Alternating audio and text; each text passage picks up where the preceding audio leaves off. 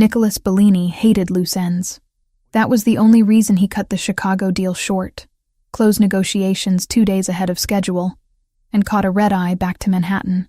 The satisfaction of watching grown men sign contracts under duress should have carried him through the flight. But something itched beneath his skin, a feeling he couldn't name and didn't trust. The SUV dropped him at the entrance of his building at 2 a.m. The doorman straightened immediately, recognition flashing across his face before he schooled his expression into practiced neutrality. "Mr. Bellini, we weren't expecting you until Thursday." Nicholas didn't respond. He rarely did to observations that required no answer.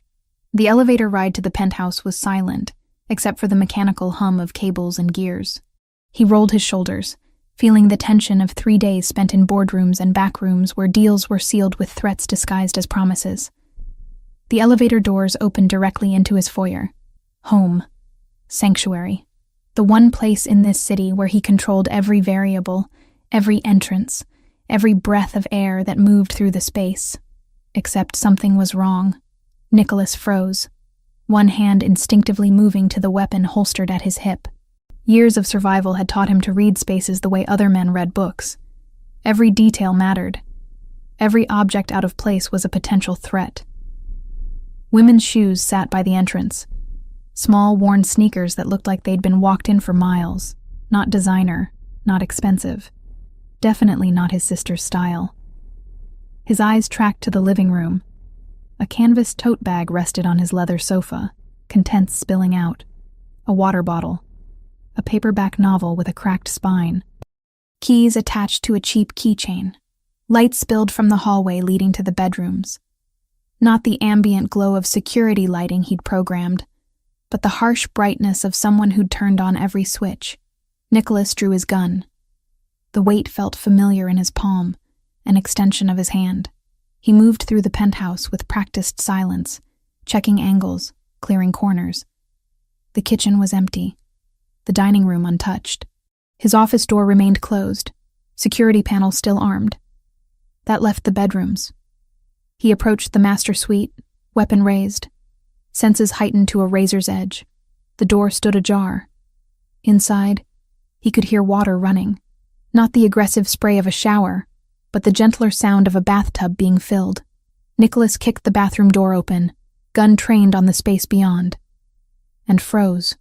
A woman stood in front of the mirror, wrapped in nothing but one of his white towels. Steam curled around her like smoke, droplets of water clinging to her shoulders and collarbone. Her hair hung wet and dark against her neck, several shades deeper than its natural color. She screamed. The sound was raw and genuine, born of pure terror. She stumbled backward until her spine hit the marble wall, hands clutching the towel tighter against her chest. Nicholas lowered the gun but didn't holster it. His heart hammered against his ribs, adrenaline still flooding his system. He forced his breathing to steady, forced his voice to emerge cold and controlled.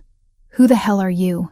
The woman's eyes were wide, blue and terrified, darting between his face and the weapon in his hand. Her lips moved, but no sound came out. She was shaking, he realized. Full-body tremors that made the towel slip slightly before she caught it. "I asked you a question."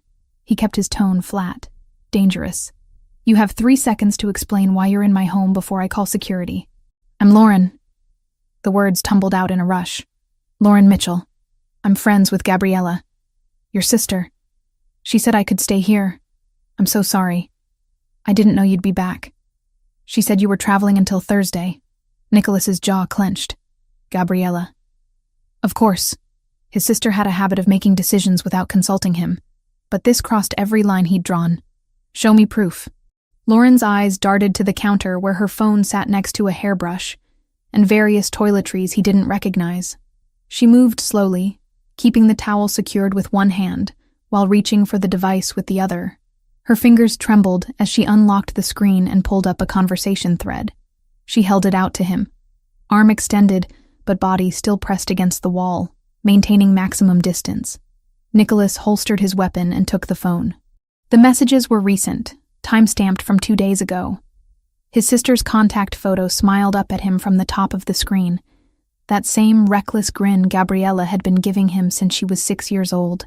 He scrolled through the conversation. Short, urgent messages from Lauren about needing somewhere safe. Gabriella's responses were immediate and certain. Use Nico's place. He won't mind. I have the spare key. Code is 4739. Stay as long as you need. She gave you the security code. His voice was granite. Yes. Lauren's response was barely a whisper, and didn't think to mention this to me. I think she tried to call you. She said you weren't answering. Nicholas's teeth ground together. He'd been in meetings. Deep in negotiations where phones stayed off and attention remained absolute. Gabriella knew that. She'd made this decision anyway. Put a stranger in his home. Compromised his security, and apparently thought he'd just accept it. He thrust the phone back at Lauren, who took it with still trembling fingers. Get dressed. I'm sorry? I'm not having this conversation while you're wrapped in a towel. Put clothes on. Now. She nodded quickly, edging along the wall toward the door. He stepped aside to let her pass, catching a hint of his own soap on her skin. She'd used his shower, his products, invaded the one space that was supposed to be entirely his. There are clothes in the guest room closet, he added, voice clipped. My sister keeps things here. Lauren disappeared down the hallway, moving fast. Nicholas heard the guest room door close, the lock engage. Smart. She should be afraid. She should be terrified of what she'd walked into. He pulled out his phone and called Gabriella. It rang 4 times before going to voicemail. He didn't leave a message. Instead, he fired off a text. Call me. Now. While he waited, Nicholas moved through the penthouse again, this time analyzing with different eyes. The shoes by the door weren't just worn. They were cheap, the kind bought out of necessity rather than choice. The contents of the tote bag told a story. Protein bars, a half-empty bottle of ibuprofen, the novel with its broken spine suggesting it had been read and reread, and in the living room, partially hidden beneath a throw pillow, he found a phone charger and wallet. He opened the wallet. Inside was a driver's license showing Lauren Mitchell's face. Younger, but recognizable. Age 27. Address in Brooklyn. $63 in cash and a maxed-out credit card. Nicholas set the wallet down carefully. He was beginning to understand what Gabriella had done, and why she'd done it without asking permission. The guest room door opened. Lauren emerged wearing clothes that hung loose on her frame. Gabriella's sweatpants pooled around Lauren's ankles, held up by the drawstring tied tight. The hoodie was several sizes too large, sleeves covering her hands. She stood in the hallway, arms wrapped around herself, looking younger than 27, looking like someone who'd been running and had finally stopped. Sit, Nicholas gestured to the living room.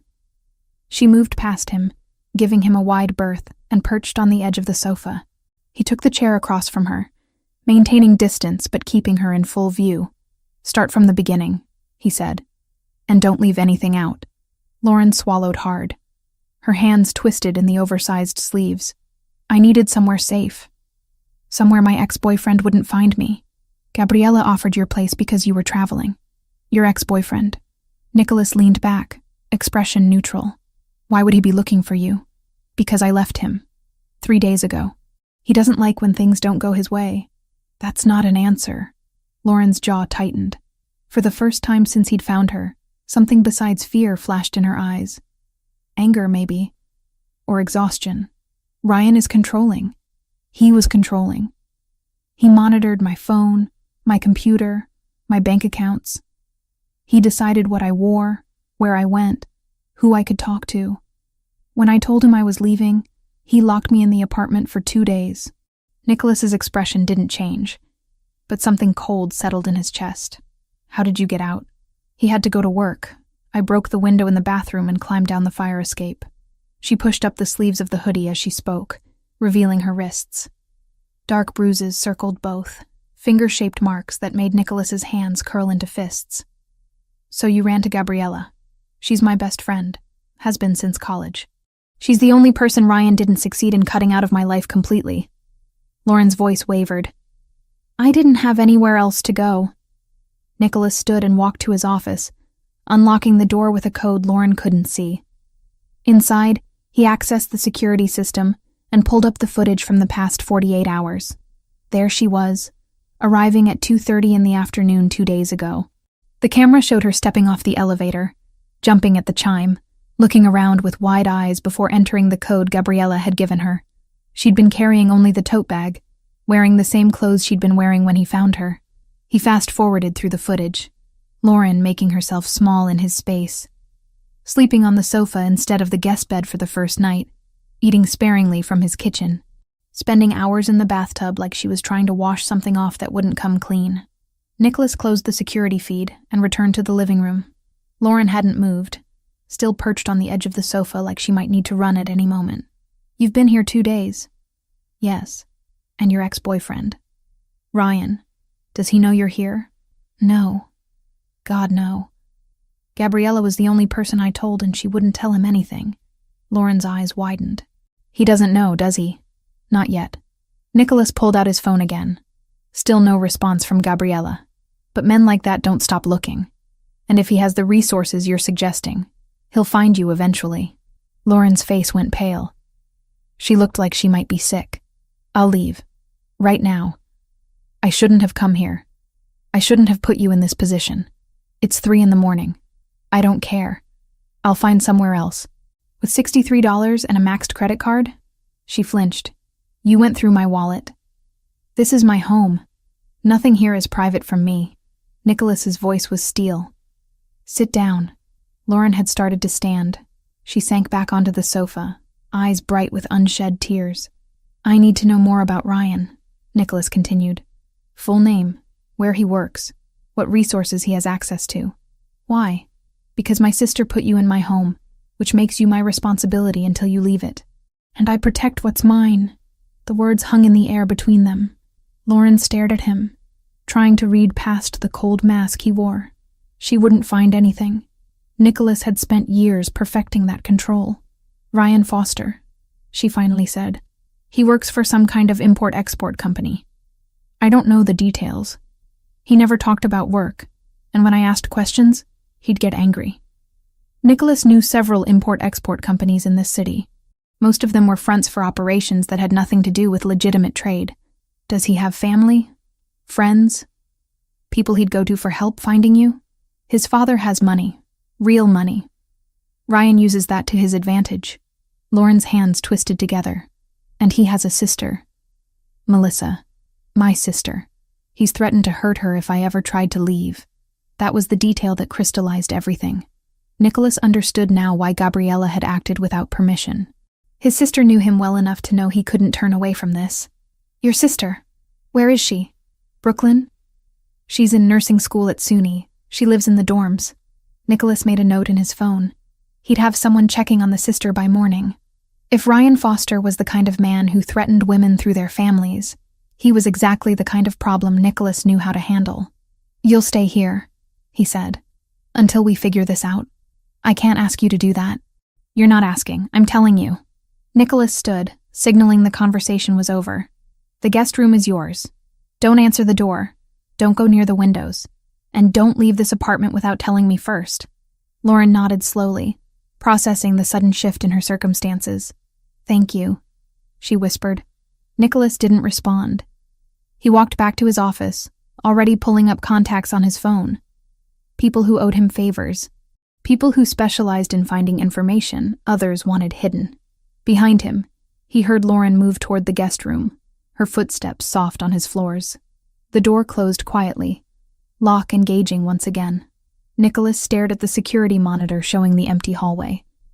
2 days ago, his biggest concern had been closing a deal in Chicago. Now he had a terrified woman in his guest room, an ex-boyfriend who sounded like a serious threat, and a sister who'd made decisions that would require a long conversation. He pulled up Gabriella's contact one more time. Still no response. Nicholas set the phone down and leaned back in his chair. The smart thing would be to send Lauren somewhere else. A hotel, a safe house. Anywhere that didn't compromise his security or draw attention to his home. But when he closed his eyes, all he could see were those bruises on her wrists. Those wide, terrified eyes when she'd seen his gun. The way she'd tried to make herself small, like disappearing was the only safety she knew. No, Lauren Mitchell wasn't going anywhere. Not until he made sure Ryan Foster understood exactly what happened to men who put their hands on women. Nicholas opened a new message thread and began typing. By morning, he'd know everything there was to know about Ryan Foster. And then he'd decide exactly how to handle this situation. Dawn broke over Manhattan with the kind of cold clarity that made the city look sharp enough to cut. Nicholas hadn't slept. Sleep was a luxury he couldn't afford when variables remained uncontrolled. And right now, everything about this situation felt wildly out of his control. He sat in his office, 3 monitors glowing in the pre-dawn darkness, information streaming across screens faster than most people could process. But Nicholas wasn't most people. He'd built his empire on the ability to see patterns others missed, to find weaknesses in systems designed to be impenetrable. Ryan Foster's life was surprisingly easy to crack open. 34 years old. Sales director at Meridian Import Solutions, a company Nicholas recognized immediately. They moved containers through the port of Newark, containers that sometimes held more than the manifests claimed. He made a note to have someone look deeper into Foster's connections there. The man's social media painted a picture of carefully curated success. Photos at expensive restaurants. Gym selfies showing off a physique maintained through obsessive routine. And in the older posts, before they'd been deleted but not before Nicholas's people had archived them, pictures of Lauren. She looked different in those images. Smaller somehow, even though the physical dimensions were the same. She smiled in the photos, but the expression never reached her eyes. A detail Nicholas noticed because he'd spent years learning to read the subtle languages of fear and control. The bruises on her wrists made sense now. Ryan Foster was exactly the kind of man Nicholas had spent his adult life dealing with. Men who mistook cruelty for strength, who needed to dominate because they had no real power of their own. Nicholas opened a new search window and pulled up information on Melissa Mitchell. 23, nursing student, Dean's List every semester. She lived in a dormitory on the SUNY campus, a building with minimal security and too many access points. Easy target if Foster decided to use her as leverage. He picked up his phone and sent a message to Marco, one of his most reliable men. Need eyes on SUNY Brooklyn, dorm building C. Female student Melissa Mitchell. Discreet surveillance only. Report anyone showing unusual interest. The response came back within 2 minutes. On it, boss. Nicholas set the phone down and rubbed his eyes. The exhaustion he'd been pushing away for the past 4 hours tried to creep in, but he forced it back. He couldn't afford to be tired. Not when someone vulnerable was sleeping 20 feet away, depending on security measures she didn't even know existed yet. A sound from the hallway made him look up. Soft footsteps, hesitant and careful. Lauren was awake. He checked the time on his laptop. 6:30. She'd managed maybe 3 hours of sleep, probably less than he had. Nicholas stood and moved to the kitchen, a space he rarely used but kept immaculately stocked by his housekeeper. If Lauren was going to be here, she needed to eat. That much he could control. He found eggs, bread, coffee. Basic things. He wasn't a chef, but years of living alone before money solved most problems had taught him the fundamentals. By the time Lauren emerged from the guest room, dressed in the same oversized clothes from last night, he'd assembled something that resembled breakfast. She stopped in the doorway of the kitchen, taking in the scene with obvious surprise. Nicholas at the stove, 2 plates on the counter, coffee already brewing. "You didn't have to do this," she said quietly. "You need to eat." He slid one of the plates toward her without looking up from the pan. "Sit." Lauren moved to one of the bar stools and sat slowly, like she expected the offer to be revoked at any moment. She picked up the fork and took a small bite of scrambled eggs, chewing carefully. Nicholas poured 2 cups of coffee and set one in front of her before taking his own to the opposite side of the counter. Physical distance. Necessary boundaries. "Thank you," Lauren said after a moment of silence, "for letting me stay. For all of this. Don't thank me yet." Nicholas's tone was flat. "We need to establish some rules." She set down her fork, giving him her full attention. Those blue eyes were clearer this morning, less wild with fear, but still carrying a wariness that probably wouldn't fade for a long time. "You don't leave this apartment," he continued.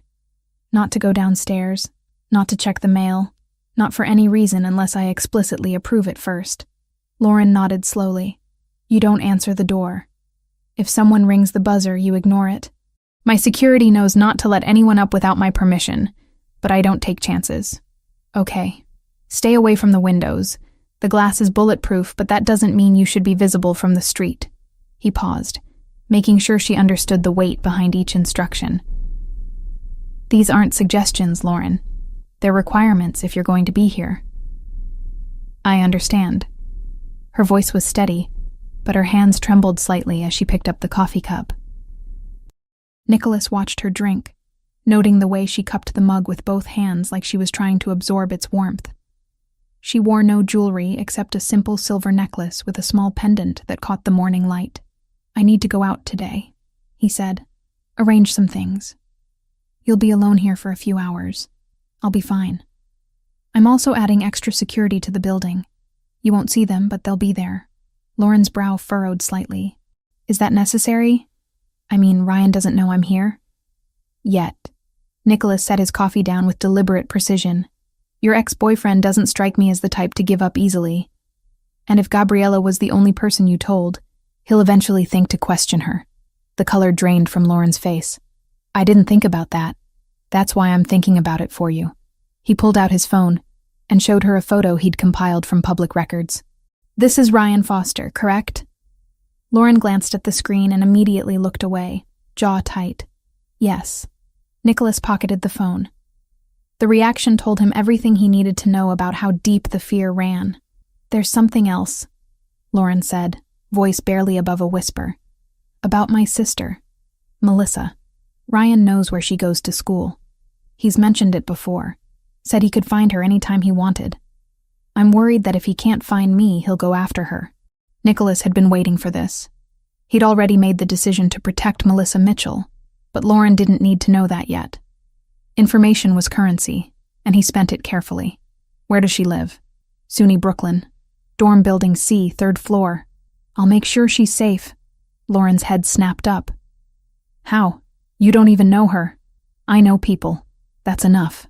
Nicholas stood, signaling the end of the conversation. Finish eating. I'll be in my office making calls.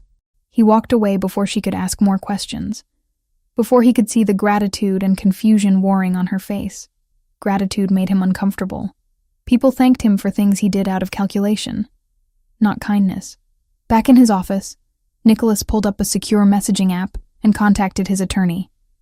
Need a file started on Ryan Foster. Employment records, financial history, anything that can be used for leverage. And I want to know if he has a criminal record. The response was immediate. This personal or business? Both, Nicholas typed back. Consider it done. He spent the next hour making similar arrangements, pulling threads that would eventually weave into a complete picture of Ryan Foster's life. By the time Nicholas finished, he had surveillance on Melissa Mitchell, a private investigator digging into Foster's background, and security briefed on potential threats to watch for. The morning sun climbed higher, filling his office with natural light he usually ignored. But today, it made him aware of how little sleep he'd actually gotten, how the events of the past few hours had disrupted the careful routine he'd built. His phone buzzed. Finally. Gabriella. He answered on the first ring. Start talking. Good morning to you too, Nico. His sister's voice carried forced cheerfulness that immediately grated on his nerves. You gave a stranger access to my home. My security codes. My private space. Nicholas kept his voice low, but the anger beneath it was unmistakable. Without asking. Without even a courtesy call. I tried calling. You didn't answer. That's not permission, Gabriella. I know. Her tone shifted, losing the false brightness. I know, and I'm sorry. But you didn't see her, Nico. She showed up at my apartment at 2 a.m. with bruises all over and nowhere else to go. What was I supposed to do? Nicholas pinched the bridge of his nose. You were supposed to call me back. Leave a message. Send a text. Any form of communication that didn't involve compromising my security. Would you have said yes? The question hung between them. They both knew the answer. That's not the point. It's exactly the point. Gabriella's voice rose, passionate and defensive. Lauren is my best friend. She's been trapped with that bastard for 2 years, and when she finally got the courage to leave, I wasn't going to turn her away because you might say no. Nicholas heard movement in the hallway outside his office. Lauren, probably trying not to eavesdrop, but unable to help hearing raised voices through the partially open door. He switched to the language they'd grown up speaking, Italian rolling off his tongue with the ease of childhood habit. You put her at risk by bringing her here. You put yourself at risk. And you did it without thinking about the consequences. Gabriella responded in kind, her accent sharper than his. I thought about the consequences of doing nothing. That seemed worse. They argued for another 5 minutes, voices rising and falling in the rapid-fire exchange of two people who'd spent their entire lives pushing each other's buttons. Nicholas catalogued every point where Gabriella had acted recklessly, every decision made from emotion rather than logic. She countered with every time he'd prioritized control over compassion, safety over humanity. Finally, Gabriella's voice softened. Is she okay? Lauren? Is she safe? Nicholas glanced toward the hallway. He could see Lauren's shadow, hovering just out of sight. She's fine. She'll stay here until we figure this out. Thank you. Gabriella's relief was audible. I know I should have asked. I know I messed up. But thank you for taking care of her anyway. Nicholas ended the call without responding to the gratitude. He set the phone down and found Lauren standing in the doorway, arms wrapped around herself in that defensive posture he was starting to recognize. I understood some of that, she said carefully. Enough to know she was defending me. My sister makes impulsive decisions. Usually, I'm left cleaning up the aftermath. Nicholas stood and moved past her into the hallway. This time is no different. I'm not a mess that needs cleaning up. He stopped, turning to face her. She'd straightened her spine, chin lifted slightly in defiance. Good. Fear was necessary for survival, but too much of it made people weak. No, he agreed. You're a complication. There's a difference. Lauren flinched at the bluntness, but didn't back down. Then let me leave. I'll find somewhere else to go. You don't owe me anything. I told you last night. You're my responsibility now. That doesn't change because it's inconvenient. I don't want to be anyone's responsibility. What you want stopped mattering the moment you used my security code. Nicholas's voice was cold, final. You're here. You'll follow my rules. And when it's safe for you to leave, I'll tell you. Until then, stop arguing with the only person keeping you alive. The words landed like blows. Lauren's defiance crumbled, replaced by exhausted acceptance. She nodded once and retreated back toward the guest room. Nicholas watched her go, then checked his watch.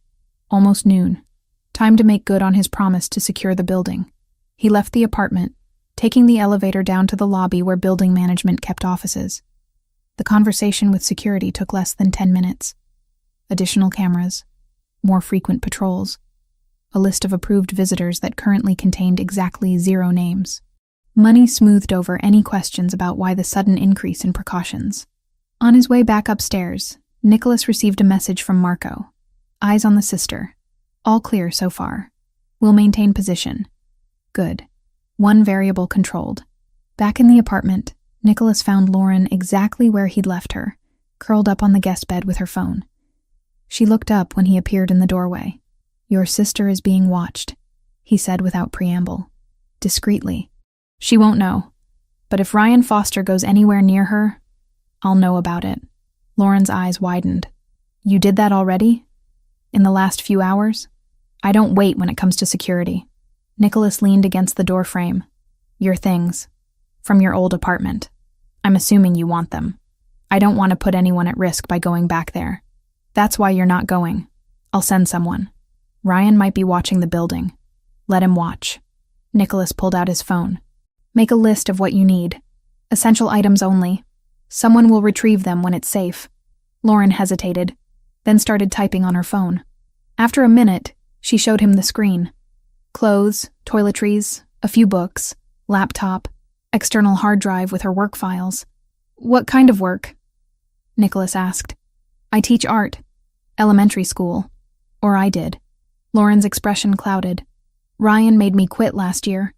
Said I was spending too much time with other people. Another detail that crystallized the full picture of Ryan Foster's control. Nicholas made a mental note to add it to the growing file.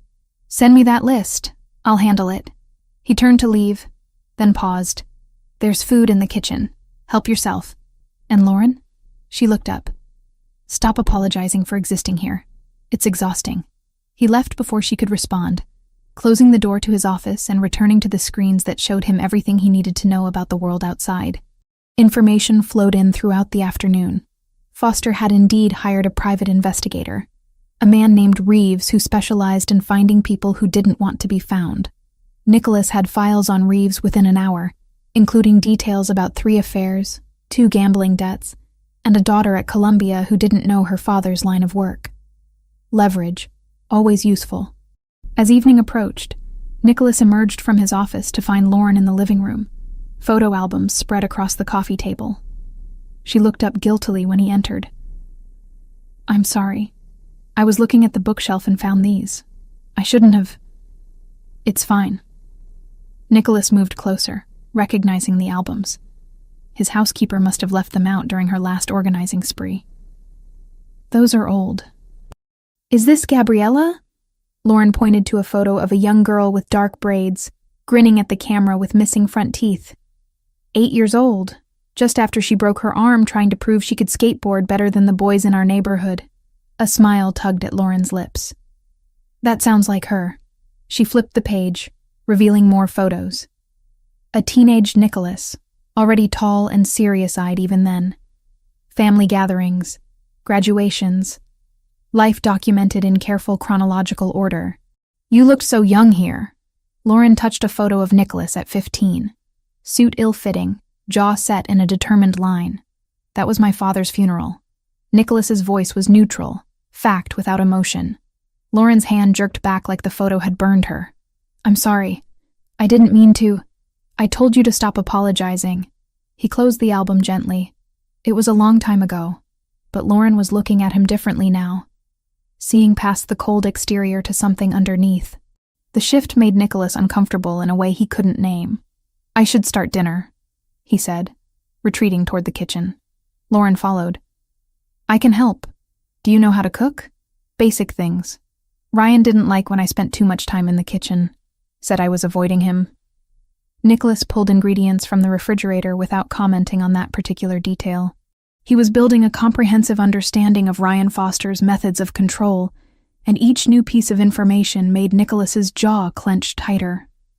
They worked in silence, Lauren chopping vegetables while Nicholas handled the meat. It was strange having someone else in his space, moving through his kitchen, existing in the carefully controlled environment he'd built. Strange, but not entirely unwelcome. That thought bothered him more than he wanted to admit. They ate at the dining table, Lauren still swimming in Gabriella's oversized clothes, picking at her food with the appetite of someone who'd spent too long in survival mode.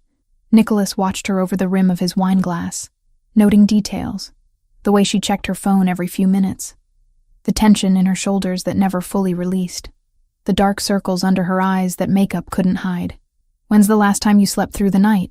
he asked. Lauren looked up, startled by the personal question. "I don't know.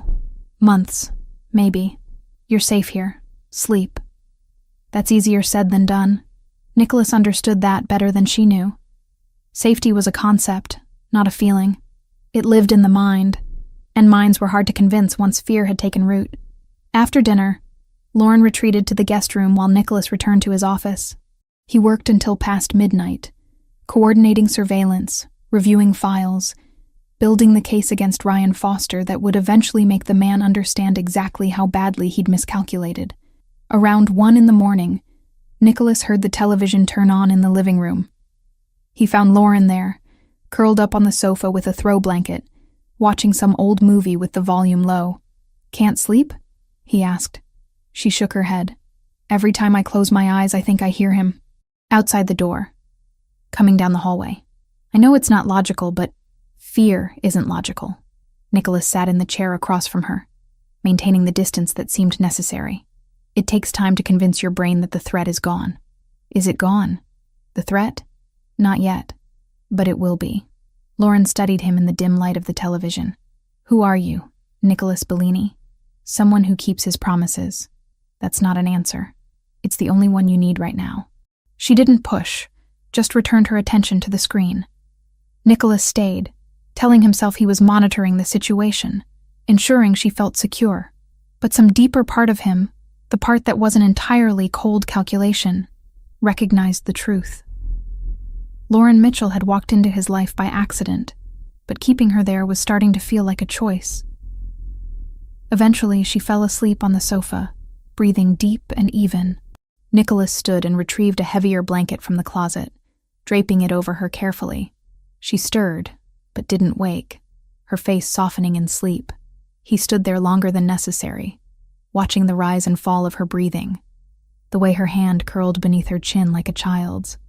Vulnerable, trusting him in a way she shouldn't. Nicholas returned to his office and pulled up the surveillance feeds again. Melissa Mitchell's dorm building was quiet. His man in position across the street, Ryan Foster's apartment, showed no unusual activity. All variables accounted for, all threats monitored. But something had shifted in the past 24 hours. Something Nicholas couldn't control or predict. For the first time in years, someone else's safety mattered more than his own convenience. He wasn't sure what to do with that realization, so he did what he always did when emotions threatened control. He buried it under work, under strategy, under the cold logic that had kept him alive this long. Tomorrow would bring new complications. Tonight, at least, Lauren Mitchell could sleep without fear. Nicholas could handle one night. The third morning arrived with the peculiar rhythm of forced domesticity. Lauren woke to muted voices drifting through the penthouse, low and urgent. She lay still for a moment, orienting herself in the guest room that was beginning to feel less foreign. Cream-colored walls, floor-to-ceiling windows with blackout curtains she kept drawn, the distant hum of Manhattan traffic 43 stories below. She pulled on Gabriella's sweatshirt and padded barefoot down the hallway.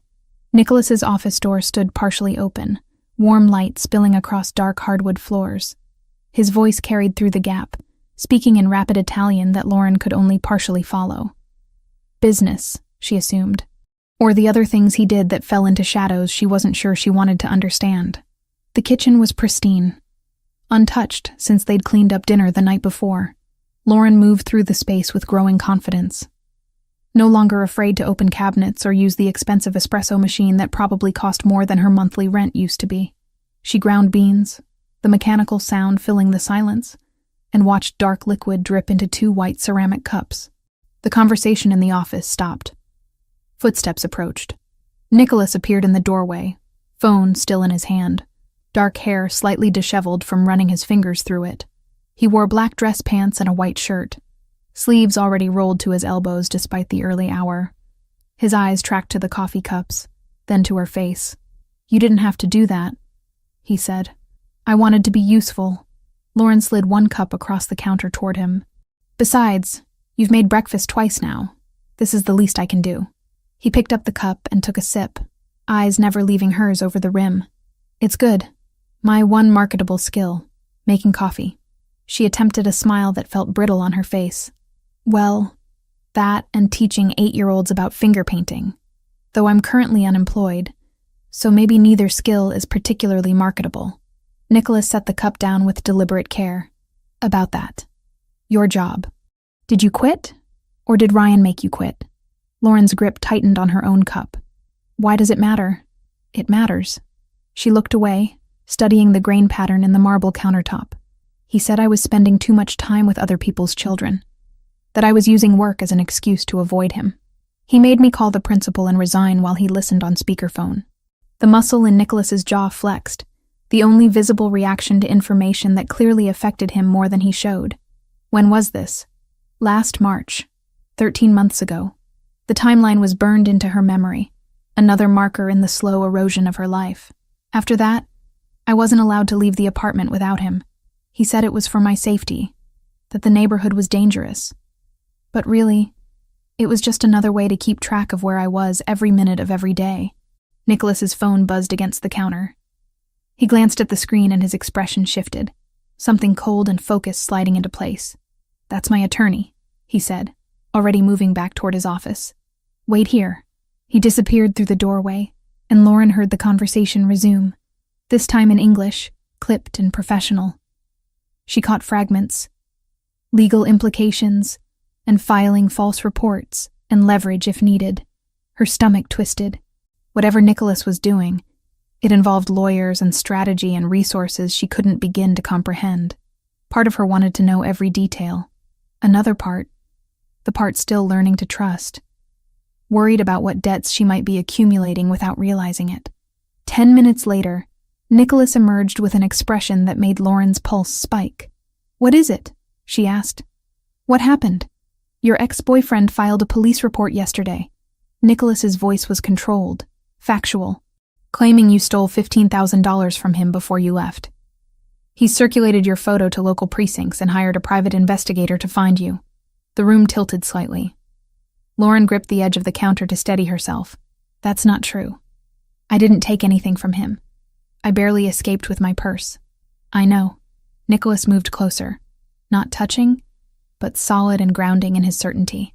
"The report is fabricated. My attorney is already working on documentation to prove it, but that's not what concerns me right now. What concerns you? Ryan Foster also mentioned your sister in the report. Said she might know your whereabouts. Said he's concerned she might be in danger if you're having some kind of mental health crisis." Lauren's coffee cup slipped from her fingers, shattering against the tile floor. Brown liquid spread across white stone like blood. "Melissa," she whispered. "He's going after Melissa. He's laying groundwork." Nicholas pulled out his phone, already typing, creating a narrative that makes him look like the concerned boyfriend, and you look unstable. It's calculated. I have to warn her. I have to call her right now. Lauren lunged for the phone Nicholas had given her 2 nights ago, but he caught her wrist, gentle but immovable. "Not yet. Wait." "Wait?" Her voice rose, panic sharp and cutting. "He knows where she lives. He knows her schedule. If he goes to her campus, if he convinces her that I'm in trouble, he won't get near her." Nicholas released her wrist and turned his phone screen toward her. "A text conversation with someone named Marco. I've had surveillance on your sister since the morning after you arrived. She's protected." Lauren stared at the screen, reading messages about shift changes and all clear reports and coordinates that mapped to Melissa's dorm building. The timestamps went back 48 hours. "You've been watching her," Lauren said slowly, "for 2 days. And you didn't tell me. I didn't want to worry you until there was something concrete to worry about. That's not your decision to make." The anger surprised her, hot and sudden after days of careful gratitude. "She's my sister. I have a right to know when she's being watched by strangers. They're not strangers. They're professionals who work for me. That's not better, Nicholas. That's worse." Lauren stepped back, putting distance between them. "You can't just make decisions about my family without telling me. You can't control every variable in my life just because I'm staying in your apartment." Something flickered across Nicholas's face. Not anger, but something close to it. Frustration, maybe, or the kind of cold calculation that preceded difficult conversations. "Sit down," he said. "I don't want to sit down." "Lauren, sit." She sat, more from the exhaustion of constant fear than from obedience. Nicholas remained standing, towering over her in a way that should have felt threatening, but somehow didn't. "I'm going to ask you questions," he began, "and I need you to answer them honestly, even if it's painful. Can you do that?" "Why?" "Because I can't protect you if I don't understand what I'm protecting you from." Lauren wrapped her arms around herself, a defensive gesture she couldn't quite suppress. "Fine. Ask. How long were you with Ryan?" 2 years. A little more. "When did the control start?" She had to think about that, trace back through memory to find the precise moment when concern became possession. Maybe 6 months in. Little things at first. "He wanted me to text him when I got to work, when I left, who I was with. Said it made him feel better to know I was safe. And you thought that was care." "At first, yes." Shame heated her face. "By the time I realized it wasn't care, it was too late. He had access to my bank account. He'd convinced me to move in with him, so I'd given up my old apartment. My friends had stopped calling because I always had excuses for why I couldn't see them." Nicholas listened without interruption, his focus absolute. When she paused, he prompted with another question. "Did he ever hit you?" "No, not with his fists." Lauren's hands twisted in her lap. "But there were other things. Blocking doorways so I couldn't leave a room until he decided the argument was over. Holding my wrists when he wanted me to listen. Breaking things I cared about when he was angry." The bruises on her wrists had faded to yellow-green, but Nicholas's eyes tracked to them anyway. "Your phone," he continued. You said he monitored it. How? Some app he installed. I didn't even know it was there until I found it by accident last month. He could see every call, every text, every website I visited. He knew where I was at all times through GPS tracking. That's illegal in New York without consent. I know that now. I didn't know it then, or if I did, I was too scared to do anything about it. Lauren met his gaze, willing him to understand. You have to realize, by the end, I wasn't thinking clearly. He'd spent 2 years convincing me that everything was my fault, that I was lucky he loved me despite how difficult I was. I believed him. Nicholas's expression remained neutral, but his hands had curled into fists at his sides. She wondered what he was thinking, what judgment he was forming about her weakness, her stupidity, all the ways she'd failed to save herself. Your family, Nicholas said instead. Parents. Dead. Car accident when I was 19. Melissa was 14. I raised her after that, or tried to. Put her through high school while I finished college. She's the only family I have left. And Ryan knew that. Yes, he knew exactly how to threaten me. Knew I'd do anything to keep her safe. Nicholas nodded slowly, processing information, building some kind of internal framework she couldn't see. He pulled out his phone again and made a call, speaking to someone about background checks and financial records and surveillance footage from specific dates. All business, all cold efficiency. When he finished, he looked at Lauren with something that might have been approval. You're stronger than you think you are, he said. I don't feel strong. Strength isn't about how you feel. It's about what you do despite how you feel. You left him. That took more courage than staying ever would have. The unexpected validation made her throat tight. She blinked against the burn of tears and forced herself to breathe. Thank you, she managed, for understanding, for not making me feel stupid about how long I stayed. People who haven't been in that situation don't get to judge how you survived it. Nicholas moved to the shattered coffee cup on the floor and began picking up pieces, depositing them in his palm with careful precision. I'm going out this afternoon. I have some things to acquire for you. What things? Tools, electronics. Things you need that can't be traced back to you. He dumped the broken ceramic in the trash and washed his hands. While I'm gone, you'll stay here. Don't answer the door. Don't go on the balcony. Same rules as before. How long will you be gone? 2 hours. Maybe 3. Lauren nodded, anxiety already building at the thought of being alone in the massive penthouse. Nicholas seemed to sense it because he crossed the kitchen and stood close enough that she had to tilt her head back to maintain eye contact. You're safe here, he said quietly. The building security is on my payroll. The doors are reinforced. The windows are bulletproof. Nothing and no one can get to you without going through me first. What if Ryan finds out I'm here? Then he'll make the last mistake of his life. The words should have frightened her. Instead, they settled something restless in her chest. A wild thing that had been running for too long and was finally allowed to stop. Nicholas left an hour later, disappearing into the elevator with final instructions that Lauren barely heard. She spent the afternoon moving through the penthouse like a ghost, touching expensive furniture and examining artwork that probably belonged in museums. Everything here spoke of wealth, accumulated through methods she didn't want to examine too closely. She ended up in front of a painting hung in the hallway, abstract shapes in burgundy and gold that reminded her of her own abandoned dreams. Before Ryan, she'd wanted to paint, had filled notebooks with sketches and color studies, had imagined a life where art was more than just something she taught to children.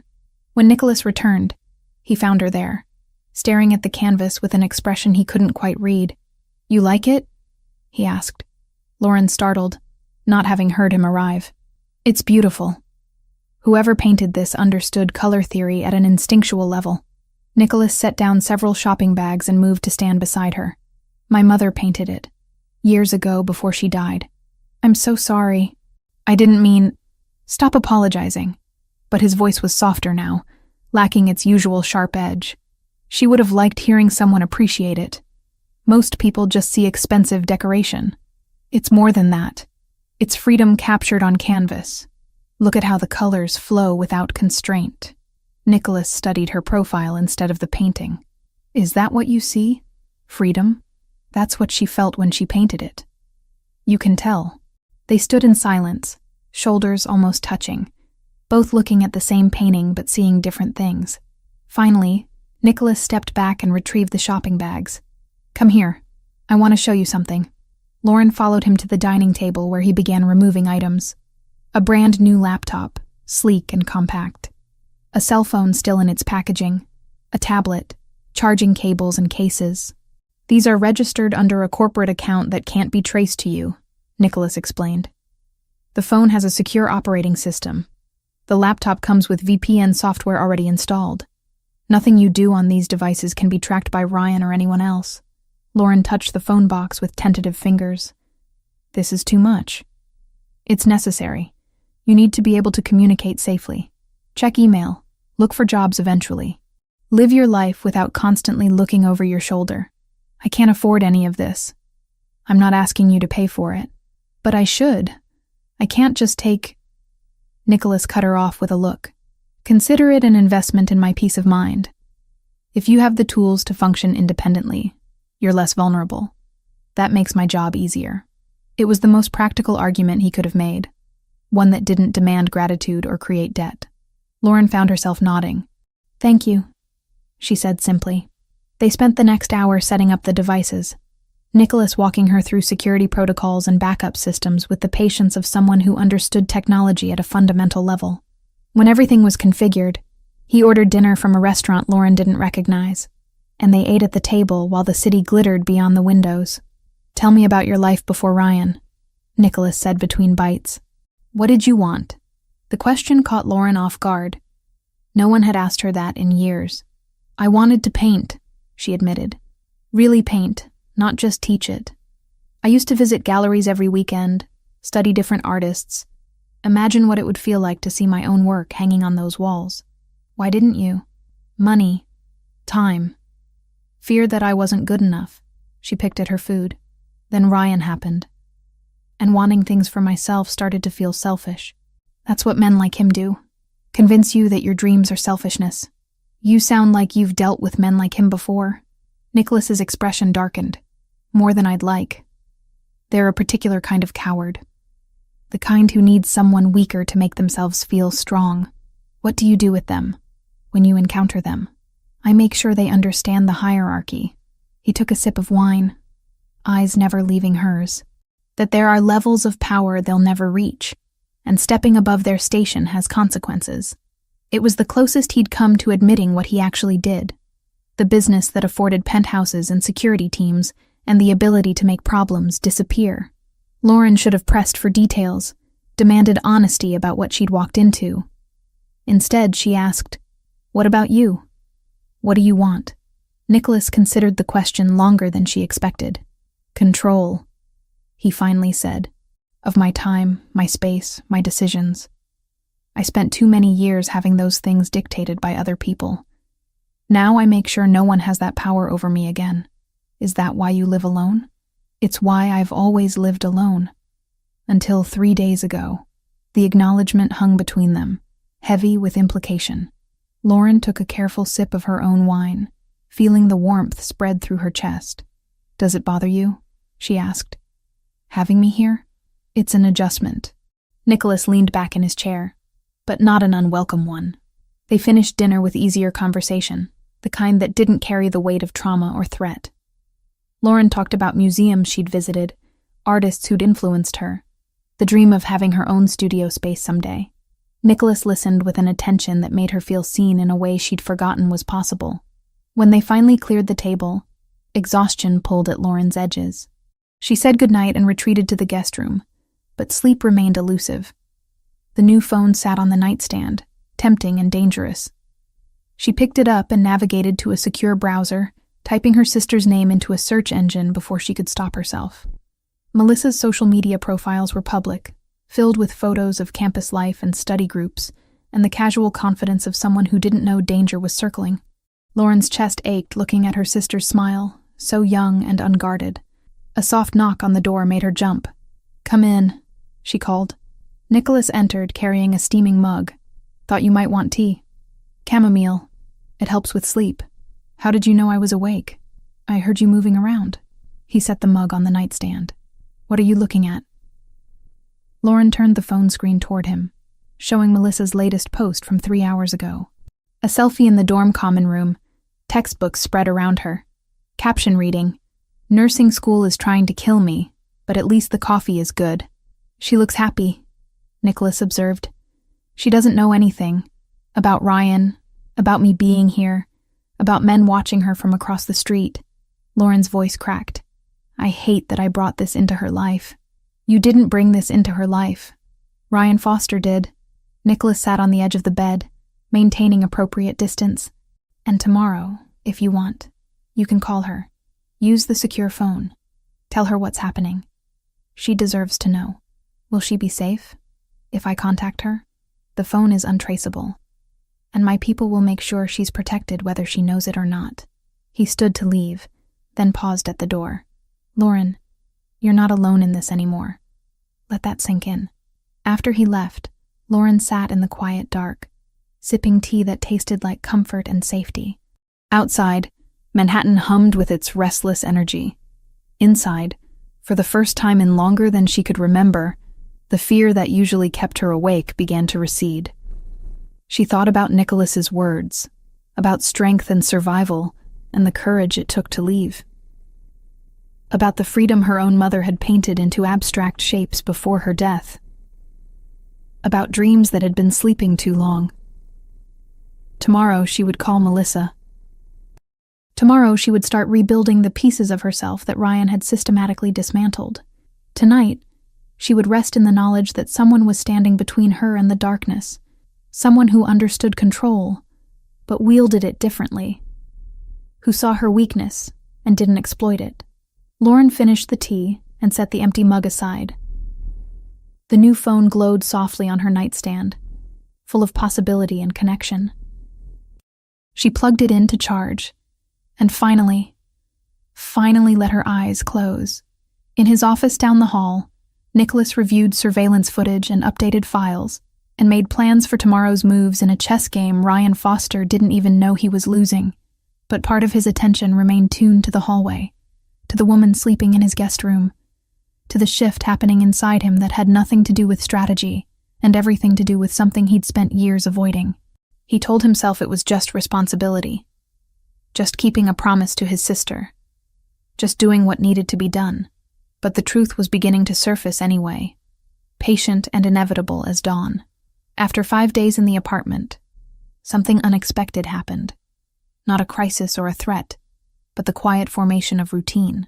Nicholas found himself adjusting his schedule without conscious thought, working from the penthouse instead of his downtown office, taking calls in the early morning hours when Lauren was still asleep, emerging for breakfast at times that coincided with hers.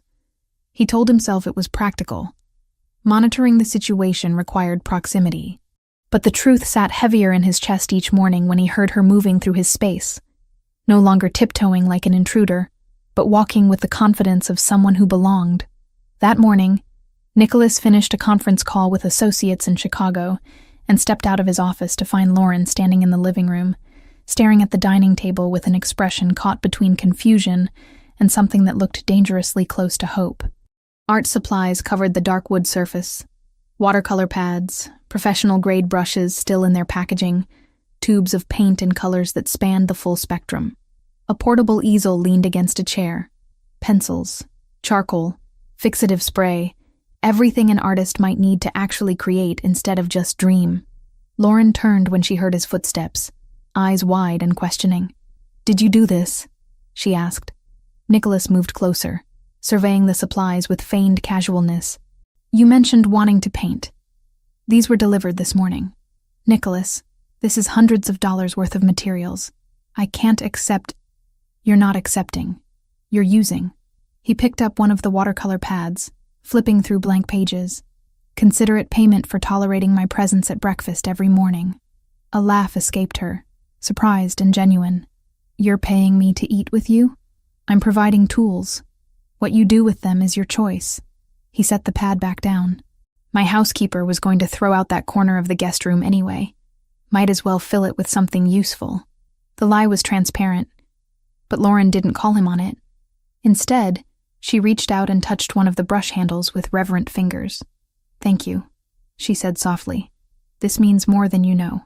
Nicholas nodded once and retreated to his office, before the gratitude could settle too deeply. He had work to complete, calls to make, a situation to manage. The art supplies were strategic, a way to keep Lauren occupied and calm. Nothing more. He almost believed it. An hour later, his phone buzzed with a message from Marco. Old apartment clear. No surveillance detected. Safe to retrieve items. Nicholas stood and found Lauren in the guest room, already experimenting with the watercolors, testing colors on scrap paper with the focus of someone rediscovering a lost language.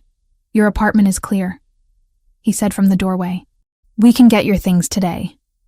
Lauren's head snapped up. "Really? You're sure it's safe? My people have been monitoring it for 48 hours.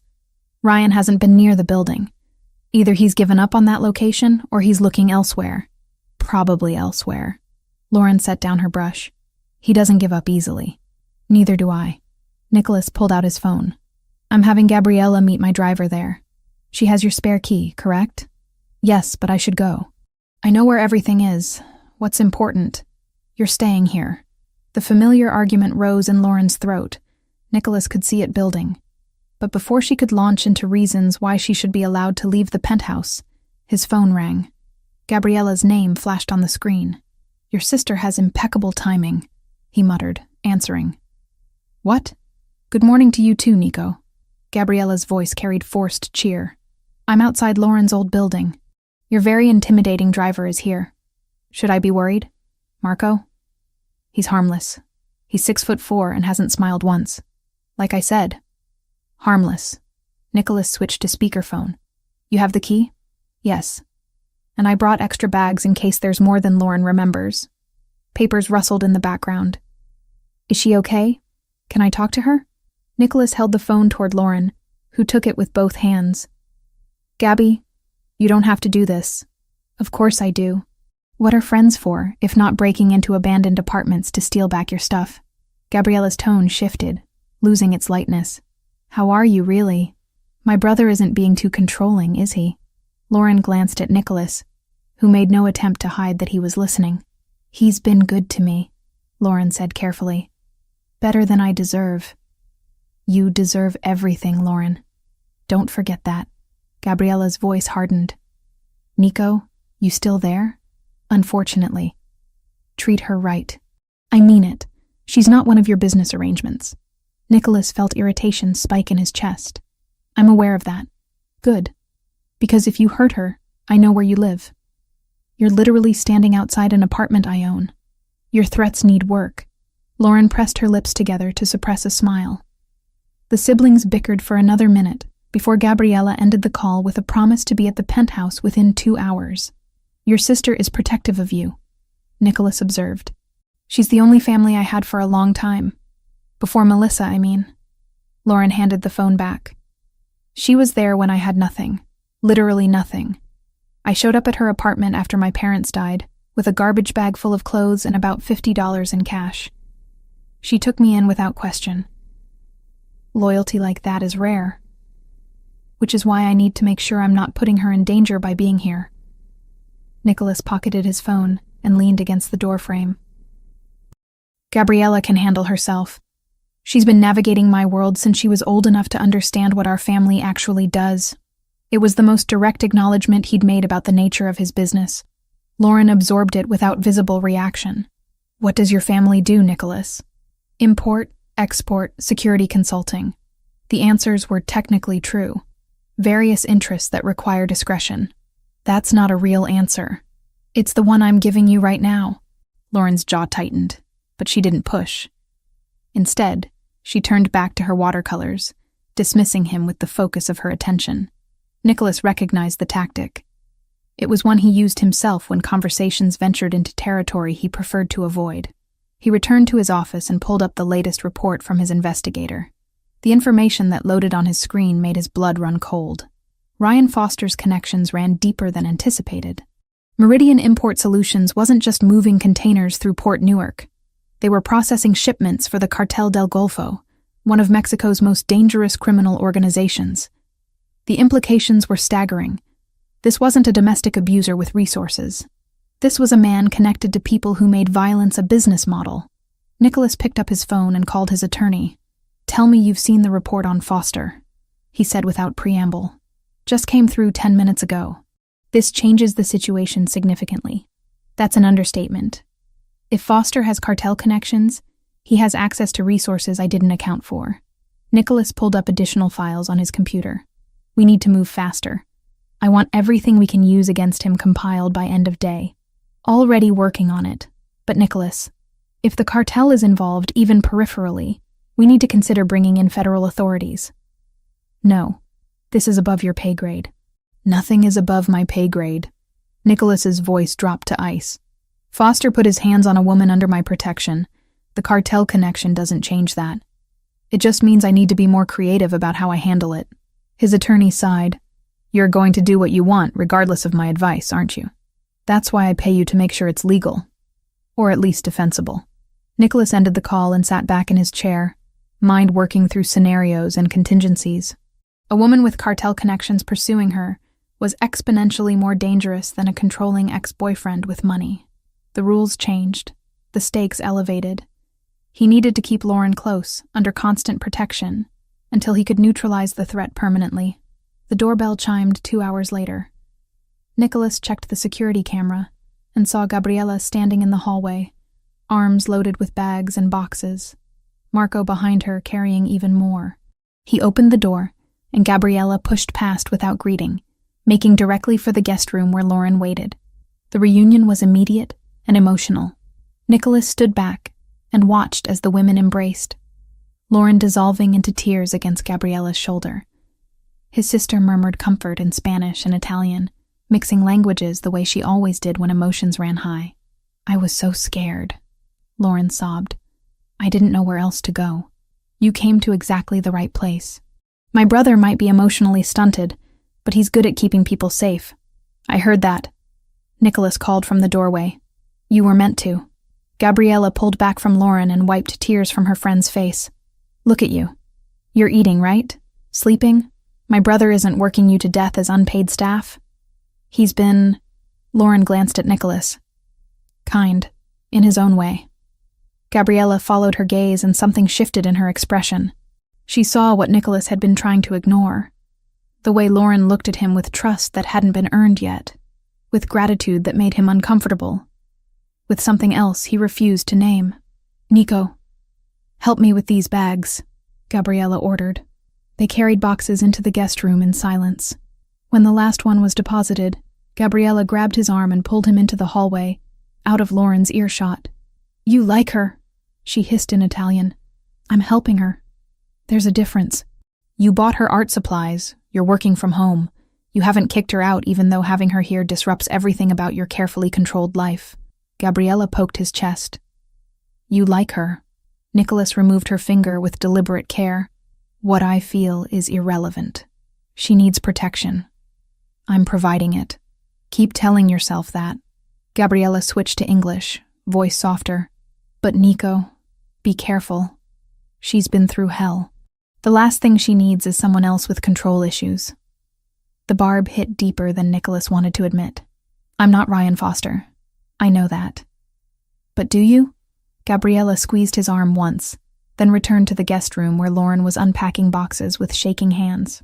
Nicholas retreated to his office, Gabriella's words echoing uncomfortably in his head. He wasn't like Foster. He didn't use control to diminish people. He used it to protect them, to create order in chaos, to prevent the kind of violence that had taken his father and shaped his entire life. But the line between protection and possession was thinner than he liked to acknowledge. An hour later, after Gabriella had left with promises to visit again soon, Nicholas found Lauren in the living room. She'd spread her recovered belongings across the sofa, sorting through them with methodical care. Books, clothes, jewelry, the accumulated evidence of a life interrupted. She held a small wooden box, fingers tracing the carved lid. "My mother's," she explained without him asking. "She kept letters in here, from my father when they were dating. I thought Ryan had thrown it away, but Gabriella found it in the back of the closet." Nicholas moved closer, drawn despite himself. "You should keep that somewhere safe." "I will." Lauren opened the box and removed a stack of faded envelopes. These are the only proof I have that my parents loved each other, that good relationships exist. They do exist, just not with men like Foster. Lauren looked up at him, blue eyes searching. What about with men like you? The question hung between them, heavy with implication. Nicholas should have deflected, changed the subject, reinforced the professional distance that was already eroding too quickly. Instead, he found himself answering honestly. I don't do relationships. They require vulnerability I'm not equipped for. That's not true. You're vulnerable with Gabriella. My sister is different. She's family. And I'm what? An obligation? Nicholas sat in the chair across from her, maintaining the physical distance even as emotional proximity became unavoidable. You're someone I'm choosing to help. That's more than obligation. Lauren absorbed this, setting the letters aside. Can I ask you something personal? You can ask. I may not answer. Your father. You said you lost him to violence. What happened? Nicholas hadn't talked about his father in years. The story was known to those in his world. Part of the mythology that explained how a 15-year-old boy became the head of a criminal enterprise. But speaking it aloud to Lauren felt different, like exposing a wound that had scarred over but never fully healed. He was killed in a deal that went wrong. Rivals who wanted our territory. They made it look like an accident. But everyone knew the truth. Nicholas's voice remained steady, factual. I was 15. My mother died 2 years earlier from cancer. Gabriella was 8. Someone had to take control of the family business or everything our father built would have been absorbed by stronger organizations. So you became the boss at 15. I became what I needed to be. Lauren leaned forward. That's not the same thing. What did you want to be? The question was simple but devastating. Nicholas realized he couldn't remember the last time someone had asked what he wanted instead of what he'd achieved. It doesn't matter. I made my choices. It matters to me. Something cracked in Nicholas's chest, a fissure in the armor he'd spent decades constructing. He stood abruptly, needing distance. I should make some calls about Foster. The situation is more complicated than I initially thought. He escaped to his office before Lauren could press further, before he could say something that couldn't be unsaid. Behind the closed door, he pulled up the cartel connections again, forcing himself to focus on threats he could quantify and control. But part of his attention remained with the woman in his living room, sorting through pieces of a broken life, asking questions that had no safe answers. That night, long after Lauren had gone to bed, Nicholas sat in his office reviewing security footage and updated reports. Everything was quiet. No movement near Melissa's dorm. No sign of Foster. No immediate threats, which was exactly when Nicholas's instincts screamed that something was wrong. The scream cut through the quiet penthouse like a knife. Nicholas was on his feet and moving before conscious thought caught up. He crossed the living room in seconds, threw open the guest room door without knocking. Lauren thrashed in the bed, tangled in sheets, caught in the grip of whatever nightmare held her. Her face was wet with tears, hands raised defensively against invisible threats. No, please. I'm sorry. I won't do it again, please. Nicholas approached the bed carefully. Lauren, wake up. She didn't hear him, lost too deep in whatever hell her mind had constructed. Her breathing came in ragged gasps. Panic attack building. He sat on the edge of the bed and caught her wrists gently, pinning them without force. Lauren, you're safe. Open your eyes. She fought against his hold, still trapped between sleeping and waking. Nicholas leaned closer, voice dropping to the tone he used when calming frightened animals. You're in my apartment, in New York. Ryan can't touch you here. Open your eyes and see. Lauren's eyes snapped open, wild and unfocused. It took several seconds for recognition to filter through terror.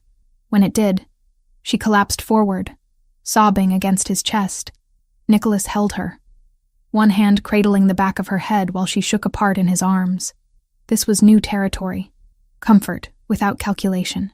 Touch without agenda. He'd held his sister through nightmares when she was young. But this was different. Everything about Lauren was different. I'm sorry, she gasped between sobs. I'm so sorry, I didn't mean to wake you. Stop apologizing. He was here, in the dream. He found me and he was so angry.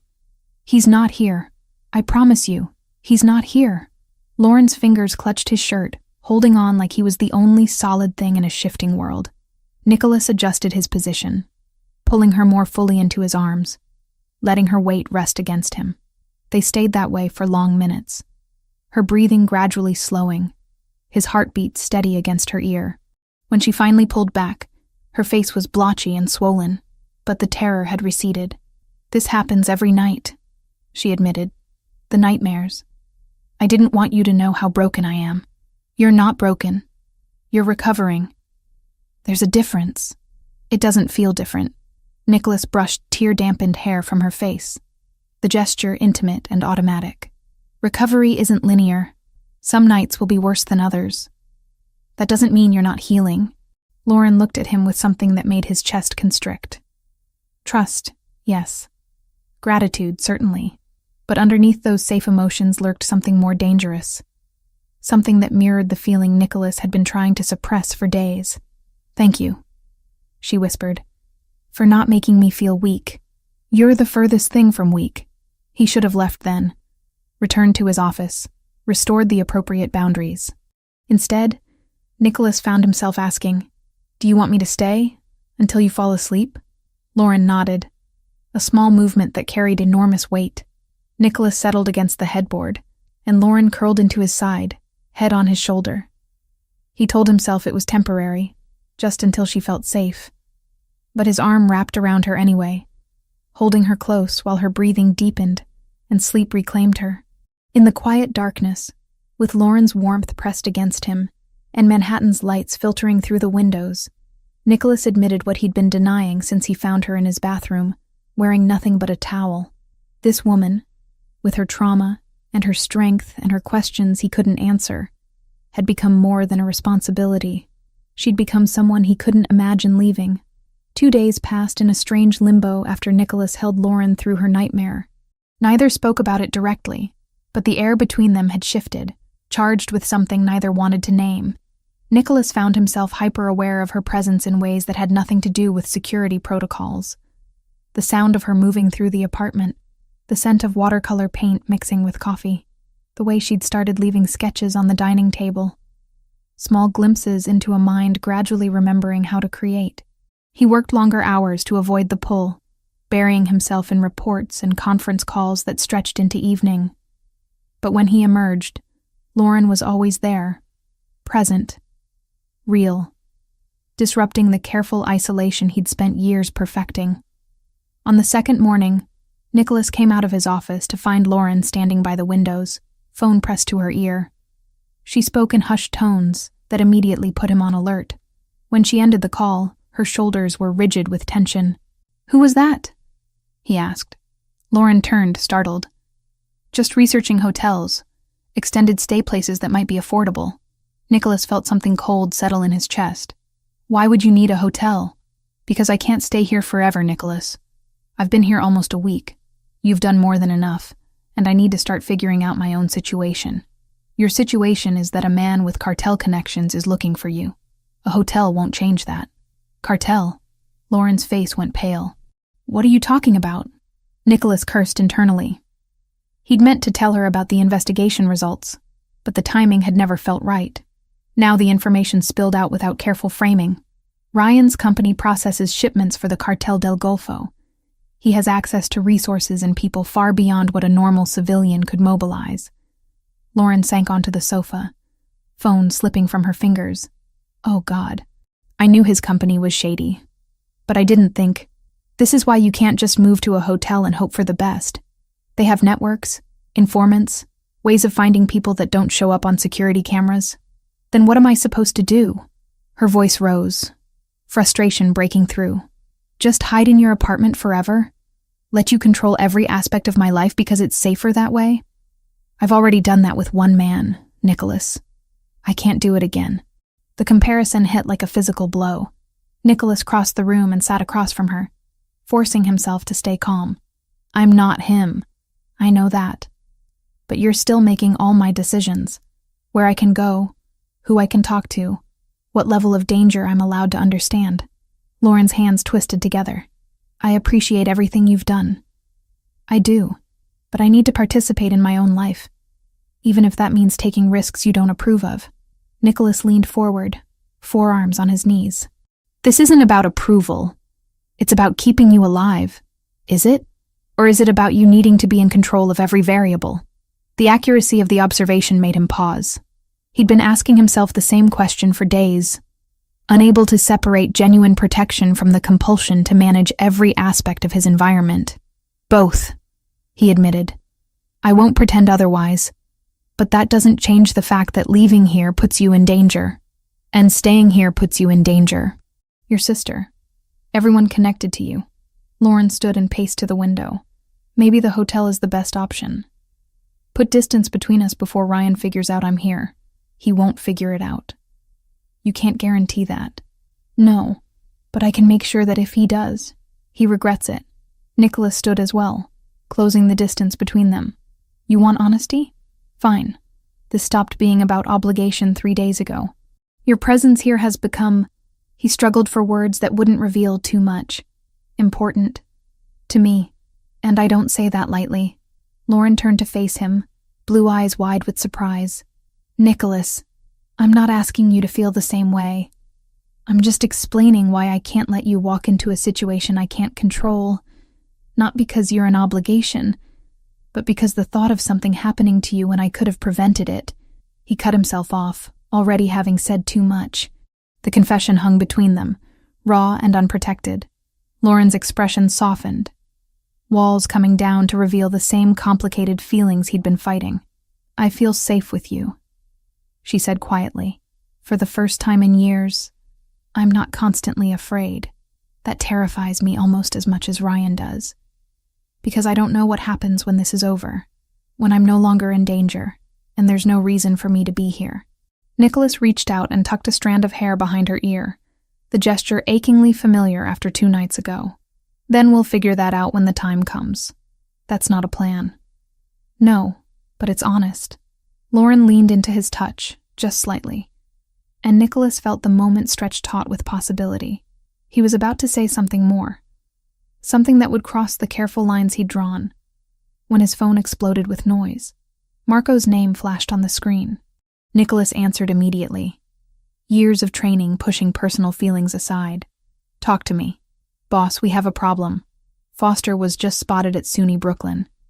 He approached the sisters' dorm building 20 minutes ago. Campus security turned him away, but he's circling the area. Looks like he's planning another approach. Ice flooded Nicholas's veins. Where is she now? Still in her dorm. We have eyes on all exits.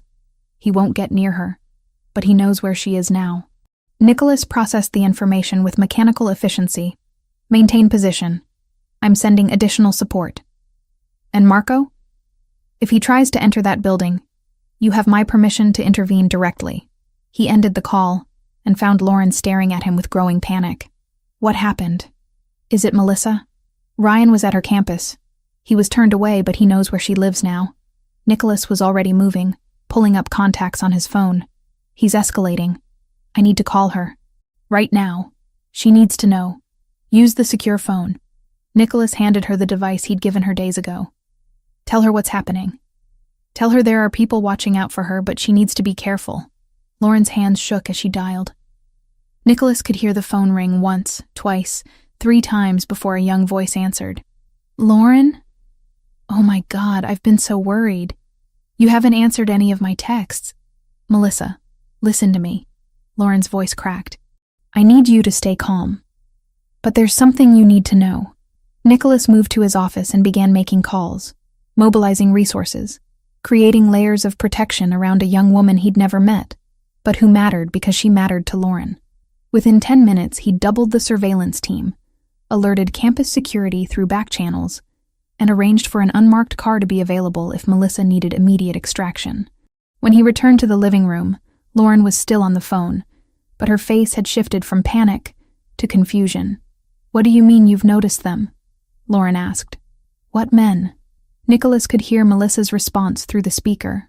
There's been this guy in a black jacket who's always across from my building, and another one who sits in the library even though he never opens a book. They're not creepy or anything, just present, like security or something. Lauren's eyes found Nicholas's. Understanding dawned slowly, followed by something that looked like wonder mixed with exasperation. "They're there to protect you," Lauren said. "They work for someone I trust." "Protect me from what?"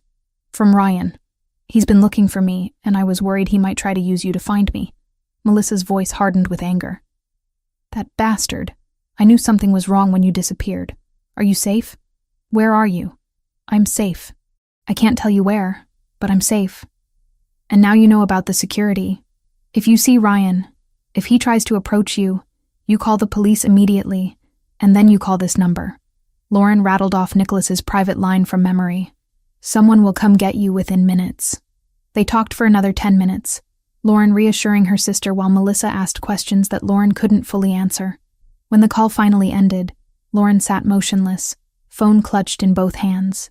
"You've been protecting her this whole time," she said. "Since the first night I was here." "Yes. And you didn't tell me because you thought I'd worry." "Yes." Lauren stood and moved toward him, each step deliberate. When she reached him, she didn't stop until they were inches apart. "Thank you," she said simply. "For keeping her safe, for letting me call her, for all of it." Nicholas resisted the urge to pull her closer. Ryan being at her campus changes things. He's getting desperate. "What are you going to do?" "What I should have done days ago. Have a conversation with him that makes our positions very clear." "Nicholas, this isn't negotiable, Lauren. He threatened your sister. That crosses a line he doesn't get to walk back from." He moved past her to his bedroom, changing into clothes that wouldn't show blood if the conversation became physical. When he emerged, Lauren blocked his path to the door. "You're going to hurt him. I'm going to make sure he understands that certain actions have consequences. Don't do something you'll regret because of me." Nicholas placed both hands on her shoulders, holding her gaze with intensity that left no room for misunderstanding. "I won't regret protecting you, or your sister, or making sure Ryan Foster never looks in your direction again." He released her and moved toward the elevator. "Stay here. Lock the door. I'll be back in a few hours." "Nicholas, wait!" But the elevator doors were already closing. The drive to Ryan Foster's office building took 20 minutes. Nicholas sat in the back of the SUV with Marco and another associate, reviewing the layout, planning approach angles, calculating variables. It was familiar work. The kind of strategic thinking that had kept him alive through 2 decades of navigating dangerous territories. They waited in the parking garage until Foster emerged from the building, alone and overconfident. Nicholas approached from behind, Marco flanking left while the other man moved right. By the time Foster realized he wasn't alone, escape was impossible. "Ryan Foster," Nicholas said pleasantly. "We need to talk." Foster turned, recognition flashing immediately to defensive aggression. "Who the hell are you?" "Someone with information about Lauren Mitchell." "I understand you've been looking for her." Foster's eyes lit with predatory interest. "You know where she is?" "I do, which is why I'm here to deliver a message." Nicholas stepped closer, invading personal space with deliberate intimidation. "Stop looking. Stop asking questions. Stop going near anyone connected to her. Pretend she never existed. She stole money from me. I'm pressing charges." "No, you're not. Because the report you filed is fabricated, and I have documentation proving it. You're going to withdraw that report. You're going to tell your private investigator that you're no longer interested in finding her, and you're going to stay far away from her sister." Foster's jaw clenched. "You can't tell me what to do. Do you have any idea who I work for?" "Meridian Import Solutions, which processes containers for the Cartel del Golfo." "Yes, Ryan. I know exactly who you work for." Nicholas's voice dropped to something cold and final. "The question is, do you know who I am?" He watched understanding filter across Foster's face. The man had connections in the criminal world. He recognized power when he confronted it directly. "Lauren is under my protection now," Nicholas continued, "which means she's untouchable. If you approach her, her sister, or anyone else connected to her, you won't have to worry about legal consequences. You'll have to worry about me. And trust me when I say that legal consequences would be preferable." Foster tried to hold his ground, puffing up with false bravado. "You're threatening me? I'm explaining reality. What you do with that information is your choice." Nicholas turned to leave, then paused. Oh, and Ryan, if I find out you've retaliated in any way, if Lauren so much as receives a threatening text message, I will personally ensure that your employers learn about your very expensive gambling problem and your habit of skimming from shipment manifests. I assume they'll be understanding about that. The color drained from Foster's face. Marco stepped forward, shoulders square and intimidating. My associate will escort you back to your car. I suggest you think very carefully about your next moves. Nicholas returned to the SUV and waited while Marco had his own quiet conversation with Foster. Through the tinted windows, he watched the man deflate, recognize he'd miscalculated badly. When Foster finally drove away, hands gripping the steering wheel with white-knuckled force, Nicholas felt a grim satisfaction. The confrontation had been necessary, but it had also been personal in a way that concerned him. He'd been willing to do worse, to cross lines that shouldn't be crossed, all for a woman he'd known less than a week. The drive back to the penthouse was quiet. Marco knew better than to comment on what had happened. When they arrived at the building, Nicholas dismissed him and rode the elevator alone, watching his reflection in the polished doors. Bruised knuckles stared back at him. He'd hit Foster once, just once, when the man had made a comment about Lauren that crossed from insult into territory that required physical response. The contact had been brief but satisfying. Lauren was waiting when he stepped into the apartment. She took one look at his hand and moved immediately to the kitchen, pulling out first aid supplies without asking. "Sit," she ordered, pointing to a bar stool. Nicholas sat. He was suddenly, inexplicably tired. The adrenaline of confrontation had burned off, leaving only the weight of what he'd done and what it meant. Lauren filled a bowl with warm water and retrieved clean cloths. She worked in silence, cleaning the split skin across his knuckles with gentle precision. Her fingers trembled slightly, but her touch remained steady. "Did you kill him?" she asked quietly. "No, but you hurt him. I made sure he understood consequences. That required a level of physical emphasis." Nicholas watched her face, trying to read her reaction. "Does that frighten you?" "It should." Lauren rinsed the cloth and continued cleaning. "But it doesn't. Is that wrong?" "I don't know." She looked up, blue eyes meeting his. "What did you say to him?" "That you're under my protection. That approaching you or Melissa would be a mistake he'd regret. That his connections don't frighten me because mine run deeper." "And he believed you?" "He did by the time I finished explaining." Lauren set aside the cloth and reached for antibiotic ointment, applying it with careful attention to each scrape and cut. Nicholas watched her work, aware of every point where her fingers touched his skin. The intimacy of the moment exceeded anything explicitly romantic. A different kind of vulnerability emerging from violence, transformed into care. "Your hands are shaking," Nicholas observed. "I know." Lauren's voice was barely above a whisper. "I'm processing. Give me a minute." He gave her the time, watching emotions flicker across her face. Fear, relief, anger, gratitude, something else that made his chest tighten painfully. When she finally finished bandaging his hand, she didn't release it. Instead, her fingers traced the edge of the bandage, following the line where protection met damage. Nicholas caught her wrist gently, feeling her pulse flutter beneath his fingers. Fast, erratic, mirroring his own heartbeat. "Lauren," he said, not sure what came after her name, but needing to say it anyway. She looked up, and the distance between them suddenly felt insurmountable and non-existent at once. Nicholas leaned forward, drawn by gravity he couldn't fight anymore. Lauren's breath caught, lips parting in anticipation. They were inches apart when she pulled back abruptly, breaking contact. "I can't," she whispered. "Not yet. This is too much, too fast, and I don't trust my own judgment right now." Rejection stung, but Nicholas understood. She was right to be cautious. Nothing about this situation was normal or healthy. They'd been thrown together by crisis, forced into proximity that manufactured intimacy without foundation. "I understand," he said, releasing her wrist. Lauren stood and carried the first aid supplies back to their cabinet, movements jerky with suppressed emotion. When she turned back, tears tracked down her face. "It's not that I don't feel it," she said.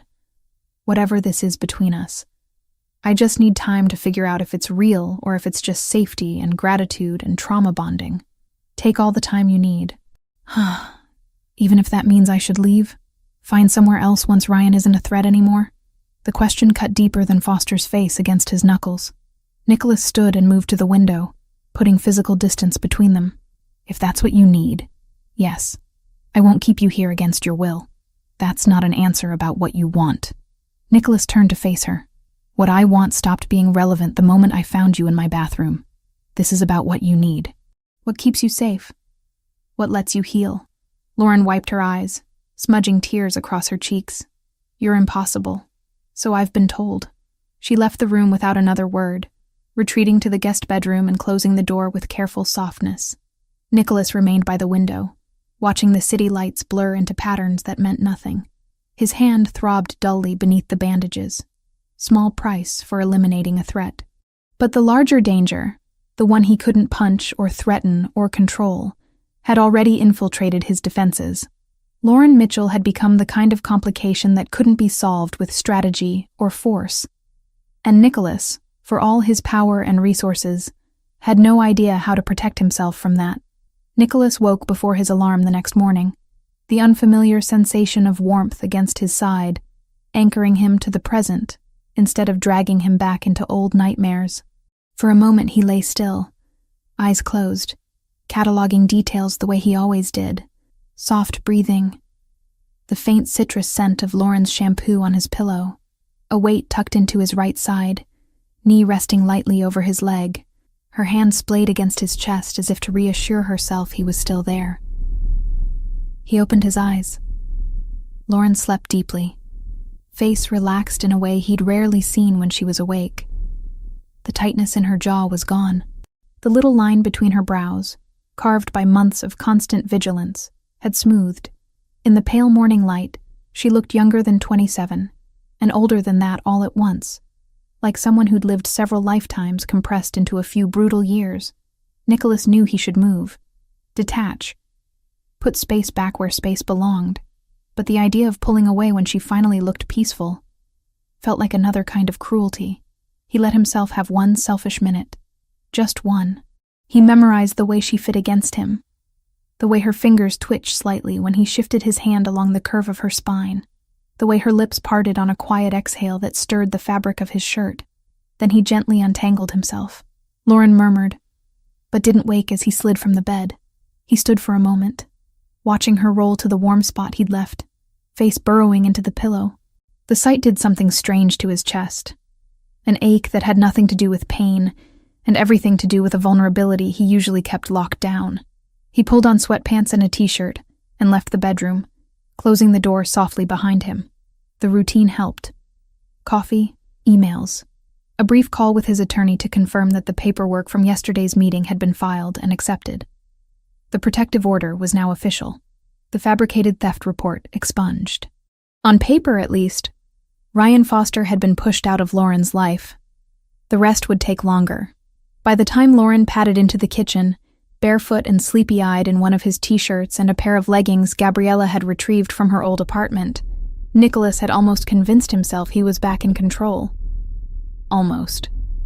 "Morning," she said, voice rough with sleep. His gaze dropped automatically, taking in the shirt that hung a little too big on her frame, the way she tugged at the hem, as if suddenly aware of how it might look. The sight of her in his clothes hit him with more force than it should have, a quiet stake driven into ground he'd never meant to claim.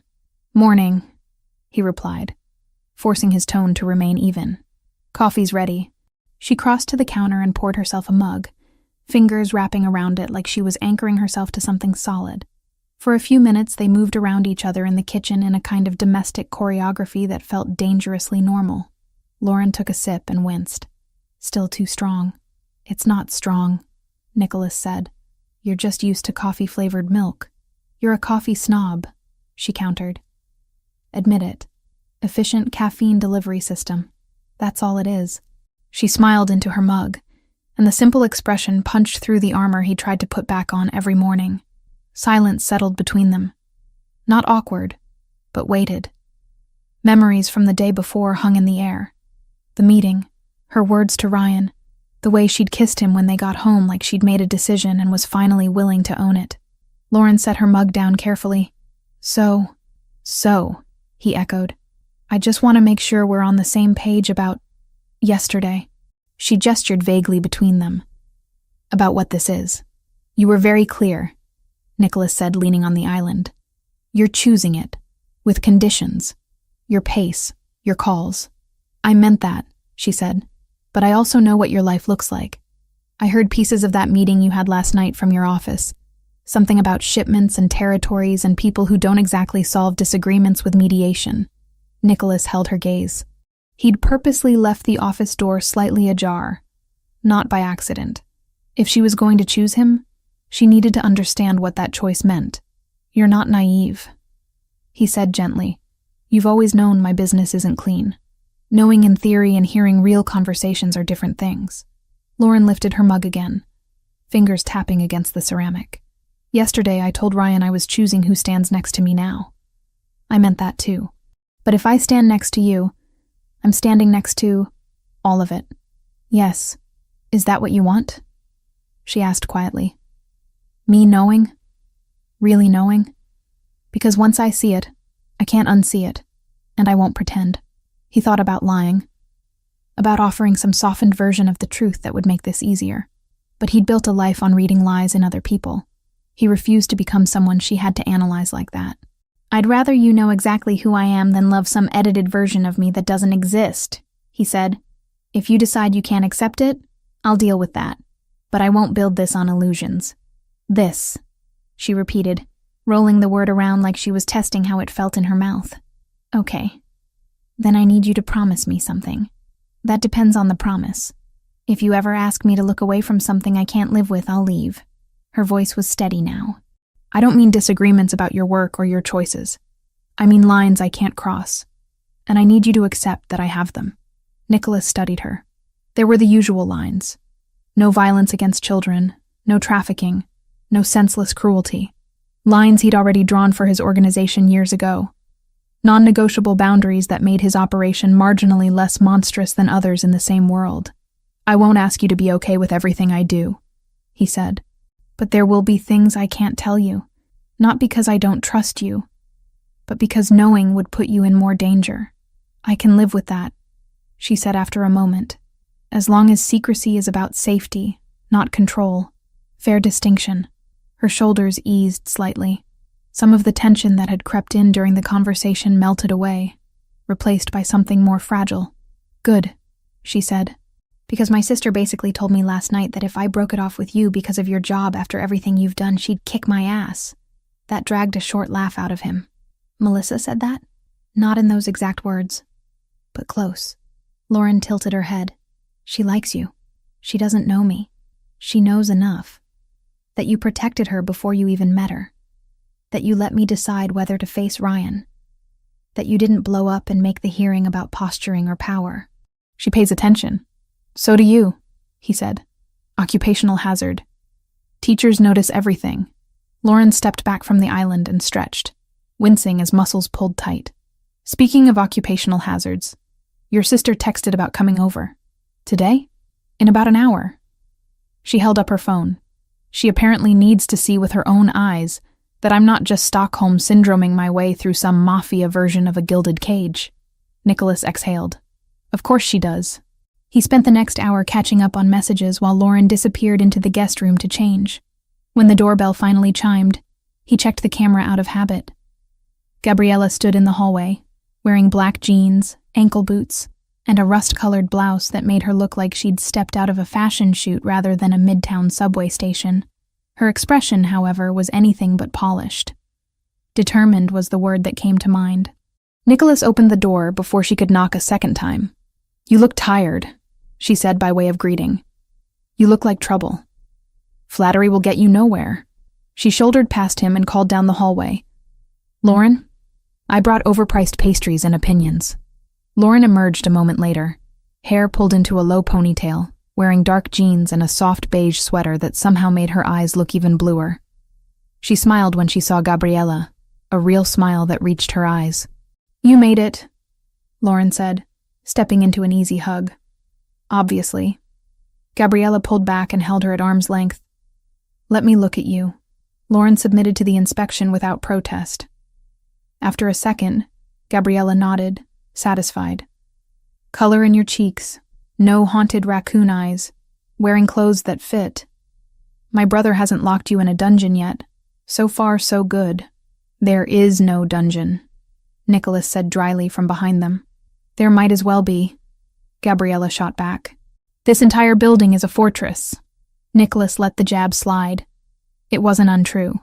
They gathered in the living room. Gabriella dropped a paper bag of pastries on the coffee table and kicked off her boots like she owned the place, curling up sideways on one end of the sofa. Lauren took the other end, tucking her legs under herself. Nicholas sat in the armchair opposite, automatically positioning himself so he could see both women and the front door without turning his head. Gabriella's gaze flicked between them, sharp and assessing. So, she said, breaking off a piece of croissant, are we going to pretend something hasn't shifted in here? Or are we all going to be adults and talk about it? Subtle, Nicholas muttered. Lauren flushed faintly. We're figuring things out. That's vague and unsatisfying, Gabriella said, but I'll allow it for now. She turned to Nicholas. Have you explained everything? I explained enough. Define enough. She knows what I do. The contours, if not the details. Gabriella narrowed her eyes. And you understand what comes with him, right? She asked Lauren. Privacy will be a myth. People will make assumptions. There will be nights when he doesn't come home, and he won't be able to tell you where he was or what he was doing beyond handling things. Are you prepared for that? Lauren met her gaze without flinching. I'm prepared to make my own choices. That includes accepting there are parts of his life I won't have access to.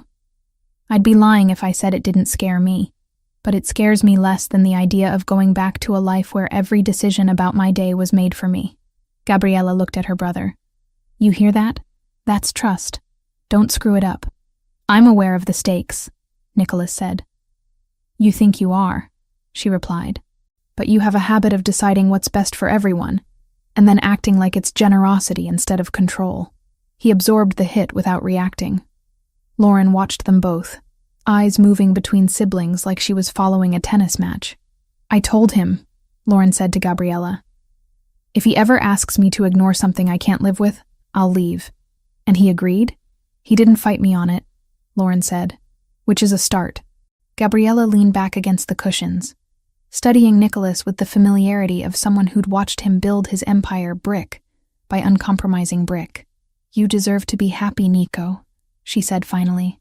I've been saying that for years, but not at the cost of turning someone else into collateral damage. Even if that someone is willing. Lauren interjected softly. I'm not collateral. No, Gabriella agreed. You're the first person he's let this close without an agenda attached. That's why I'm here. To make sure he understands what that means. Nicholas felt the conversation pressing against lines he wasn't ready to cross in front of Lauren. Not yet. He shifted to practical ground. Speaking of agendas, he said, there's something you both need to know. Foster appears to have taken the hint. He's bought a one-way ticket out of the country. My contacts say he's planning to set up in Mexico for a while, closer to the people he shouldn't have been playing games with from this side of the border. Lauren exhaled. So he's actually leaving? It looks that way, Nicholas said. He's withdrawn his complaint officially. The protective order stands here, but jurisdiction gets messy once he crosses a border. The good news is, men like him don't fare well when they're no longer the ones holding all the power in a room. He'll have his hands full staying useful and alive. Hunting you will drop on his priority list. Will he ever come back? Melissa's voice wasn't here, but Lauren's question carried her sister's fear too. Possibly. But by then, a lot of other things will be in place. Documentation. Witness statements. The file my attorney is building doesn't disappear just because he changes his address. Lauren nodded slowly. I don't feel as light as I thought I would hearing that. That's normal, Gabriella said. It doesn't all evaporate because he got on a plane. Trauma doesn't check calendars. I know. Lauren gave a small, humorless smile, but I'm trying to let it feel like at least the door is closed. Maybe not locked, but closed. Nicholas watched her, the way she spoke about doors now. Open, closed, locked. Language of boundaries. Language he understood too well. After Gabriella left in the afternoon with a final, lingering hug for Lauren and a pointed, wordless look for Nicholas that conveyed volumes, the apartment felt quieter, but not empty. Different from the early days when Lauren had tried to take up as little space as possible. Now, her presence filled rooms even when she wasn't in them. Nicholas found her an hour later in his office doorway, leaning against the frame. "Can I come in?" she asked. "You don't need permission." "I think we both know that's not entirely true," she said, lips quirking. "This room feels different, like your brain externalized." He glanced around at the carefully organized chaos. Screens, files in neat stacks, maps on one wall with pins and strings marking routes, territories, operations. She wasn't wrong. "Fair assessment," he said.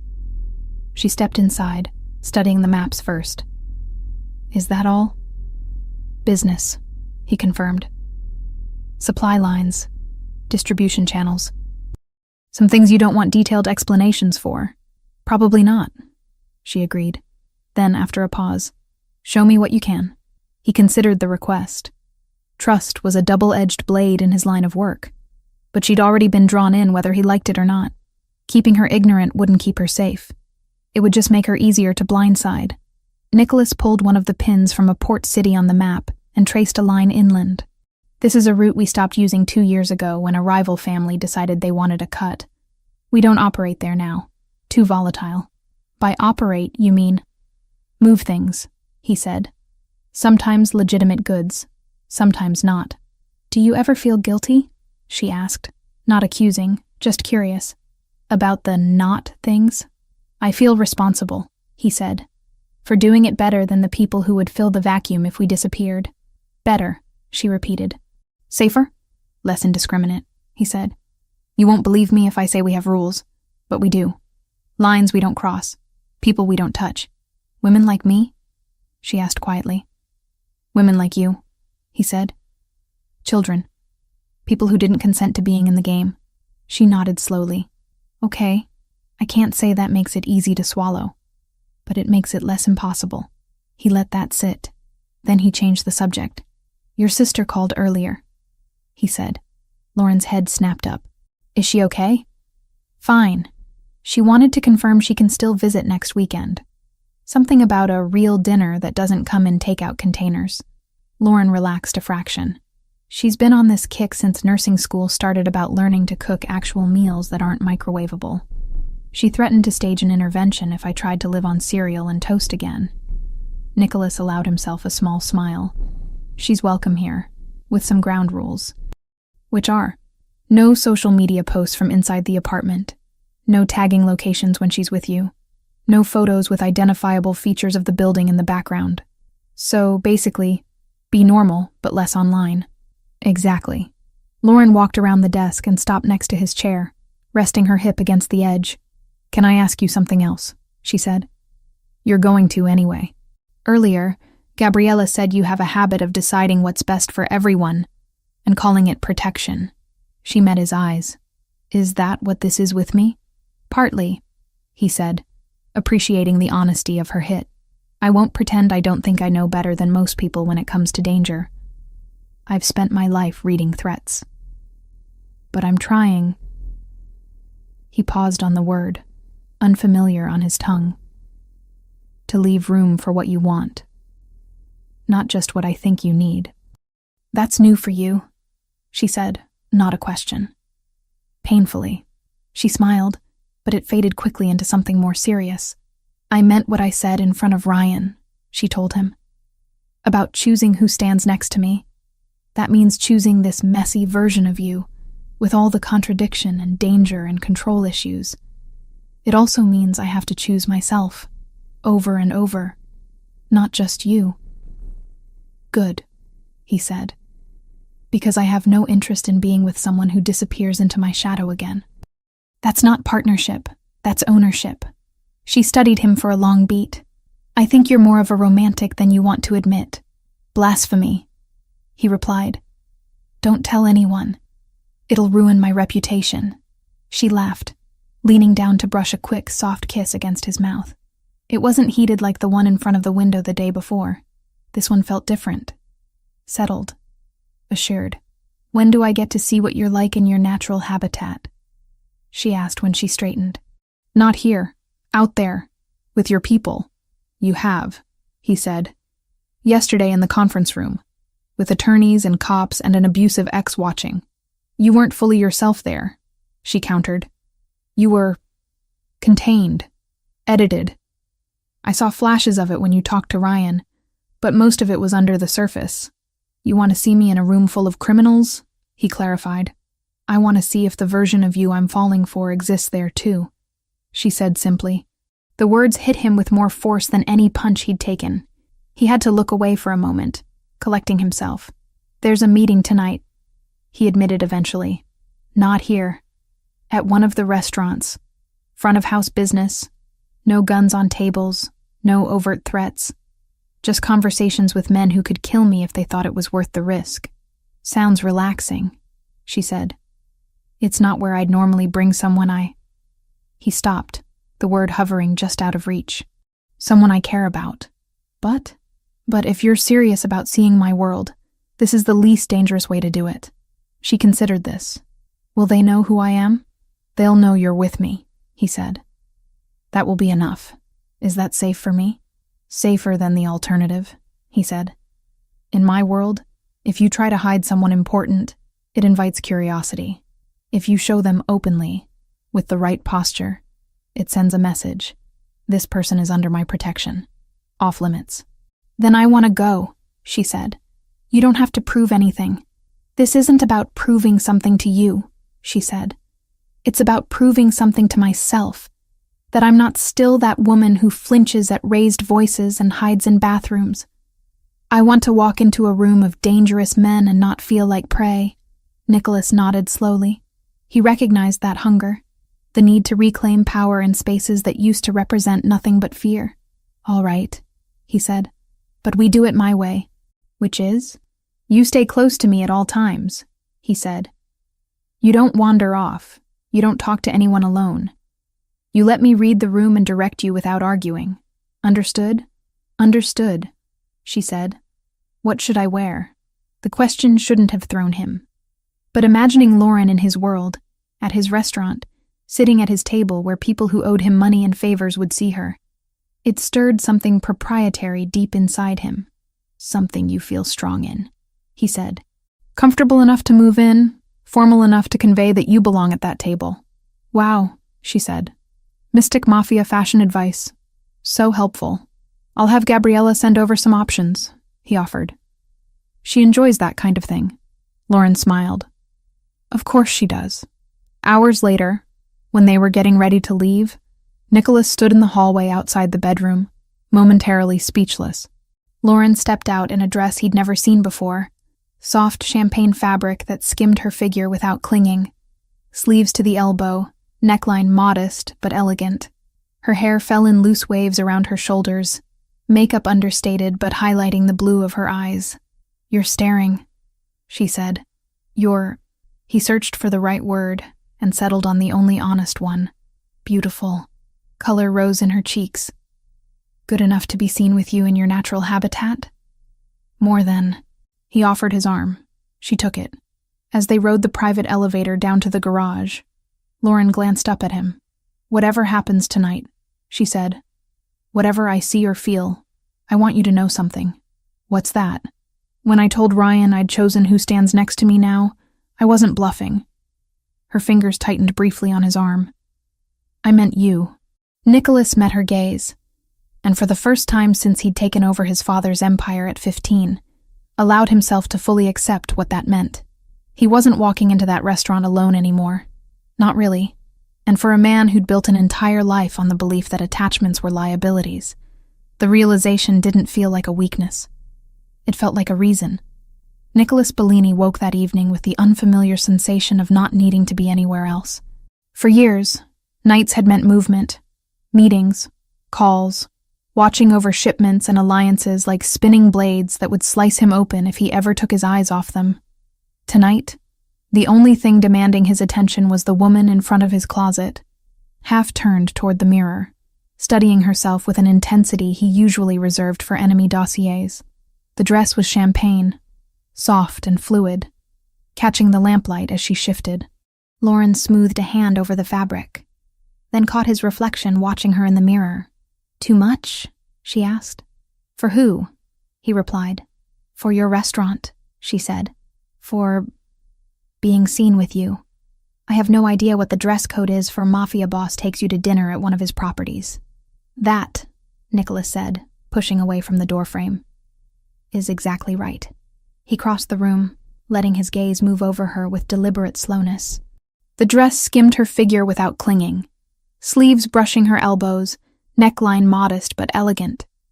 She'd kept her hair down, waves resting over her shoulders, makeup subtle enough that most of what he saw was just her. "You look beautiful," he said simply. "Objectively," she said, trying for lightness. "Or in a, this is more dangerous than half my rivals kind of way." "Both." Color touched her cheeks. "Okay. But if I trip in these shoes, you're legally obligated to catch me." "That's not how the legal system works," he said. "But I'll allow it." She rolled her eyes and reached for a delicate necklace, hands fumbling slightly. Nicholas stepped in without asking, taking the chain from her fingers, moving behind her to fasten it at the nape of her neck. His fingers brushed warm skin. Lauren shivered almost imperceptibly. "Still okay?" he asked quietly. She met his eyes in the mirror. "I'm choosing this, remember?" He did remember. He remembered the way she'd said it a week ago, half terrified, half sure of herself for the first time in years.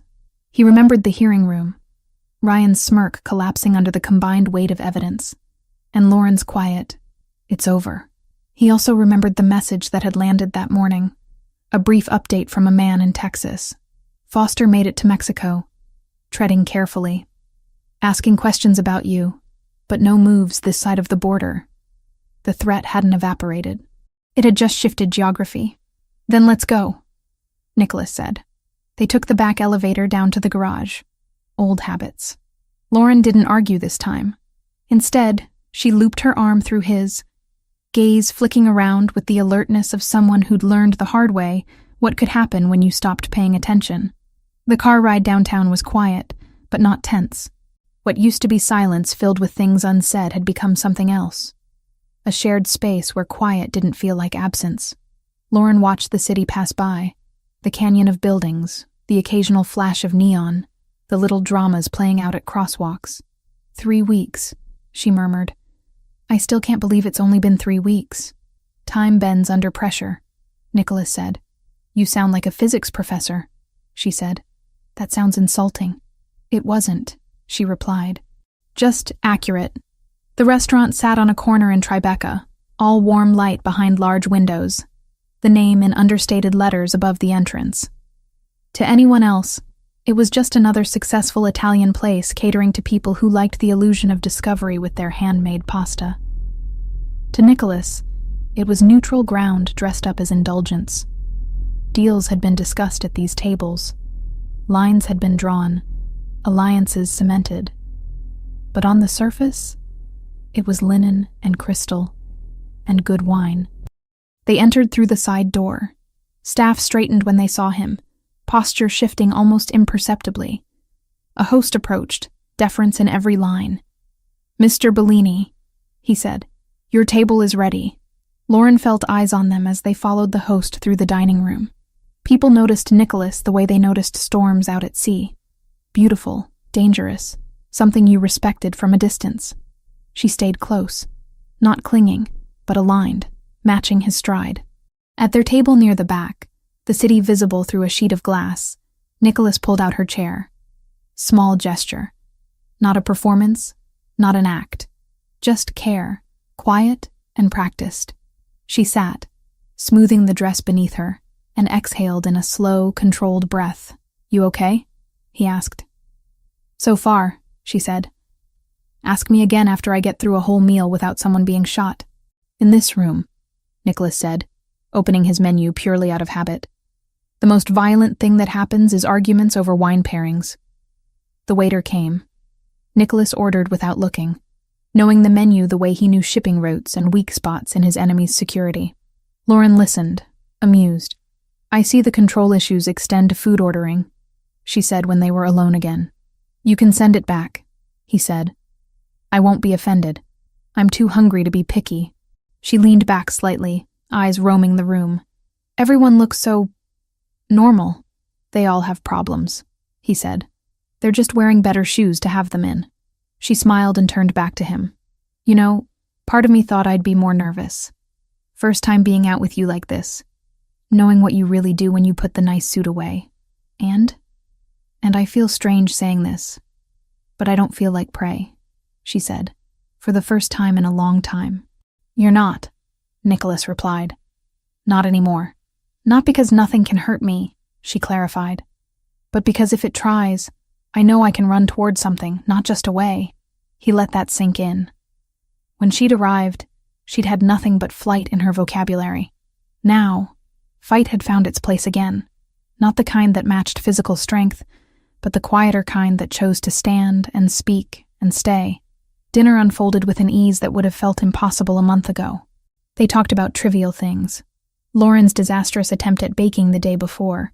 I didn't know it was possible to burn the inside and undercook the outside at the same time. And Nicholas's grudging admission that, as a teenager, he'd briefly wanted to become an architect before life had yanked that possibility away. Let me guess, Lauren said. You liked the idea of designing structures no one could break into. I liked the idea of building something that didn't require breaking anyone, he said. Do you still? She asked. Sometimes, he admitted. Then the phone rings. She considered that. Maybe this is that for you. This? This, she gestured vaguely between them. Us. Not something you built on threats or necessity or family politics. Just choice. He studied her.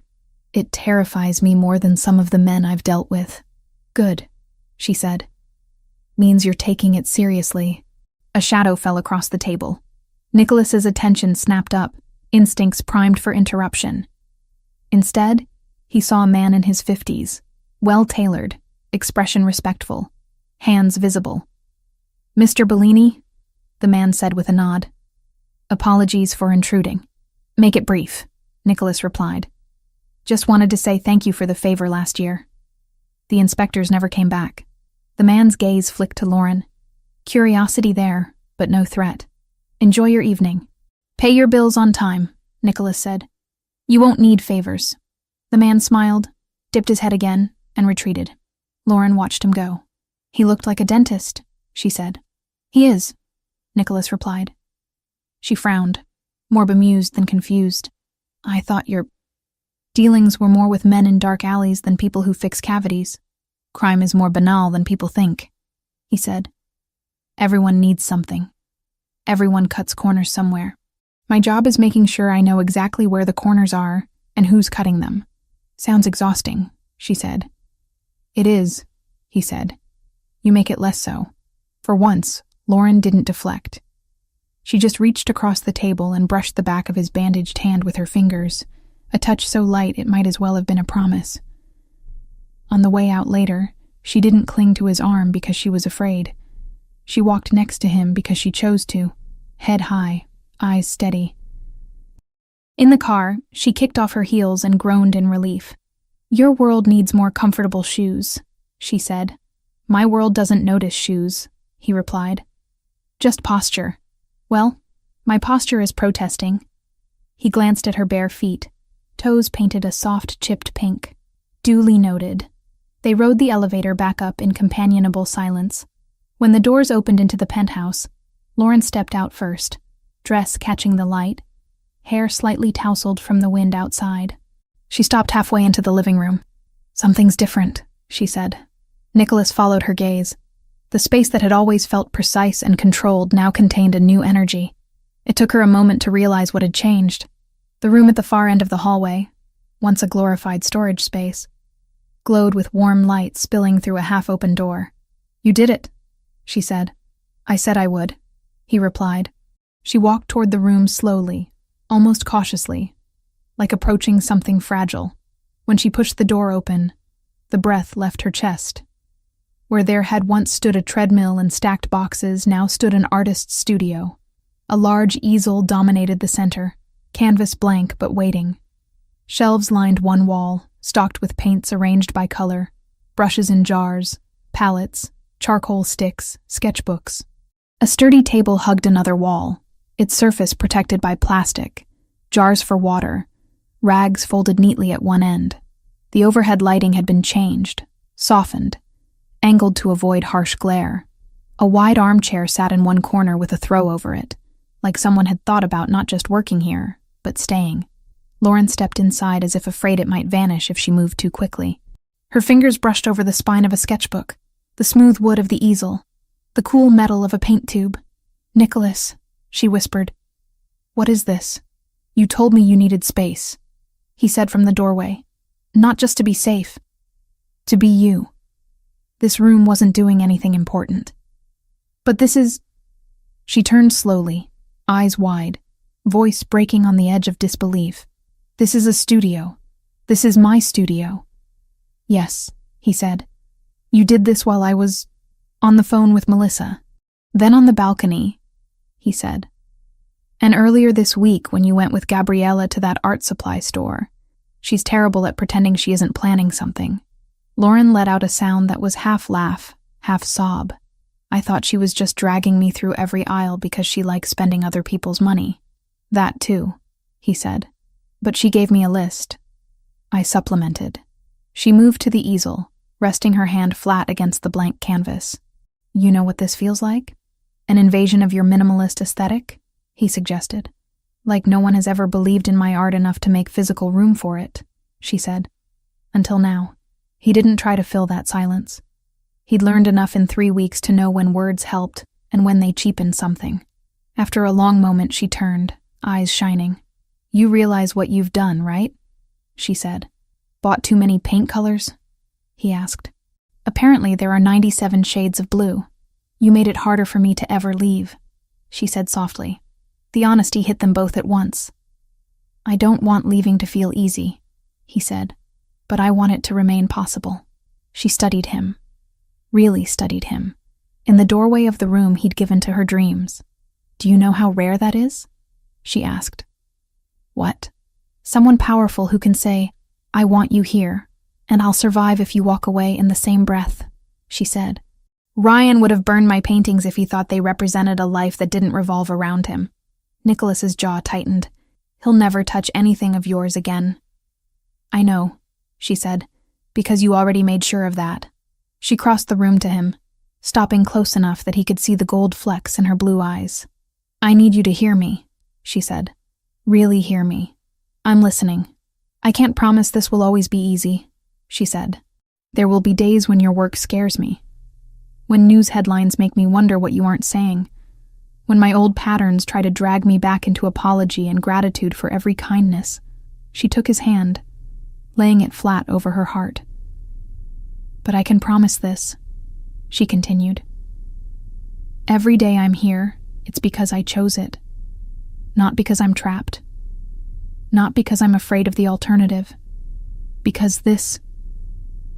She gestured between them with her free hand.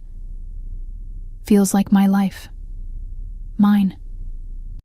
Even with all its danger and complexity, her heartbeat pressed steady against his palm, stronger than the first time he'd felt it, when she'd clutched his shirt in a nightmare. "And when you're not here?" he asked quietly. "I'll call," she said, "or text, or yell through the walls. Whatever level of melodrama the situation requires." He huffed out a short laugh, then sobered as she went on. "I want your world," she said. "Not all of it. Not the parts that would break me.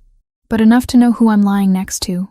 Enough to not flinch when someone says your name in a way most people would find terrifying. And what do you want me to have of yours?" he asked. "All of it," she said. "The good, the broken. The mornings where I'm too tired to speak, and the nights when I can't stop painting. The days when I'm brave, and the days when I'm not. You think I can handle that?" "I think you've already started," she said. He exhaled, thumb brushing the beat of her pulse. "Then I have something to ask." "Okay. Will you stay?" he asked. "Not just for now. Not just until you're better, whatever that means. Will you live here? Not as a guest. Not as a problem I'm solving. As mine. The word hung between them, dangerous and tender at once. Lauren didn't look away. Yours, she repeated. And my own. And yours, he agreed. Then yes, she said. I'll stay. She said it like a vow. Not dramatic, not loud, just certain. Relief hit him in a wave he hadn't been prepared for. It didn't erase the caution in his bones, the decades of training that told him anything gained could be lost with one wrong move. But it eased something tight that had been wrapped around his ribs for weeks. Good, he said, voice rougher than he liked, because Melissa already claimed the guest room, and I'm not sleeping on the couch. Lauren laughed, the sound spilling into the studio and filling it with a kind of light paint couldn't catch. Speaking of Melissa, she arrived the following weekend exactly on time, hauling a duffel bag and a grocery sack like she was preparing to invade. Okay, she announced as soon as Nicholas opened the door. House rules. 1. If you two start making out in front of me, I'm leaving. 2. If you cook, I'm supervising. 3. If I fall asleep on your couch, you're both too boring and it's not my fault. You come into my home and issue rules? Nicholas asked. Somebody has to, she said, breezing inside. Hi, Lauren. Lauren hugged her, expression softer than Nicholas had ever seen in any of his mirrors. Dinner was chaos. Melissa overseasoned the salad. Nicholas burned the first batch of garlic bread because he was distracted by watching Lauren laugh. Lauren dropped a spoon and somehow splattered tomato sauce onto the floor and her own elbow. No one was keeping track of whose fault anything was. No one was timing how long Lauren stayed seated. No one raised their voice in that particular way that signaled an explosion was coming. Melissa filled the gaps in conversation with stories from nursing rotations. Lauren chimed in with anecdotes from her years teaching. Kids who'd mistaken Monet for a brand of candy or used entire tubes of paint on one corner of paper. Nicholas listened more than he spoke and found that he didn't mind. Later, when Melissa was sprawled on the armchair under a throw blanket, halfway through a movie and already snoring softly, Lauren tilted her head toward her sister. She never got to see me like this before, she said quietly. Every time we were together the last 2 years, I was jumpy and defensive and apologizing for things that weren't my fault. She sees you now, Nicholas said. Really sees you. Do you? Lauren asked. Every inconvenient angle, he said. She nudged his shoulder. Good. When Melissa finally retired to the guest room, if you two are going to have one of those weird, intense talks again, I'd like to be unconscious for it. The apartment settled into a softer quiet. Lauren wandered back into the studio, drawn to the canvas the way some people were drawn to windows. Nicholas followed, leaning in the doorway. She picked up a brush and examined the painting in progress. The cityscape had evolved since he'd first seen it. Light had crept farther across the buildings, soft morning tones giving way to something brighter at the edges. It's changing, he said. So am I, she replied. Where is that again? He asked, nodding toward the skyline. A bridge between my old life and this one, she said. Metaphorically speaking. You always this literal with your metaphors? He asked. Always this annoying with your questions? She countered. He stepped inside, closing the distance between them to stand at her shoulder. For a moment, they both just looked, at the painting, at the layers beneath the surface, at the brush strokes that hid mistakes under intentional color. You know, Lauren said quietly, for a long time when I pictured my future, it was blank. Or worse, it looked like a slightly grayer version of my present. Same fights, same fear, just more wrinkles. And now? He asked. Now I see something, she said. It doesn't have clean edges yet. It's not all in focus. But I see mornings where I'm rushing because I've got a class to get to and paint on my face and you're stealing my coffee even though you could buy your own cafe. Your coffee tastes better, he said. You say that now because it's free, she replied. I see nights where Melissa crashes on our couch because she's between shifts and can't face the subway. I see fights with you that actually lead somewhere instead of circling the same drain over and over. I see myself arguing back without being afraid it'll cost me my safety. She set the brush down, paint glistening on the bristles, and turned to face him fully. And I see you, she finished. Not as a savior, not as a captor, as the man I chose to walk beside. Even when the path isn't straight, He let the words wash over him. They didn't erase the realities outside these walls. The cartel still existed. Rivals still watched. Somewhere across a border, a man named Ryan Foster was learning how small he really was in a hierarchy that didn't care about his bruised ego. But here, in this room, something else existed that he'd never factored into risk assessments and contingency plans.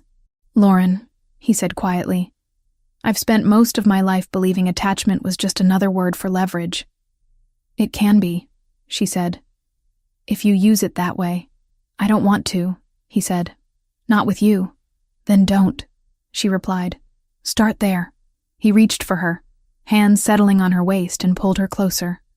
When their lips met, it wasn't desperate. It wasn't a reflex against fear. It was deliberate, steady, a continuation instead of a beginning. When they broke apart, foreheads touching, breath mingling, Lauren whispered, "You know what I told myself the night I left?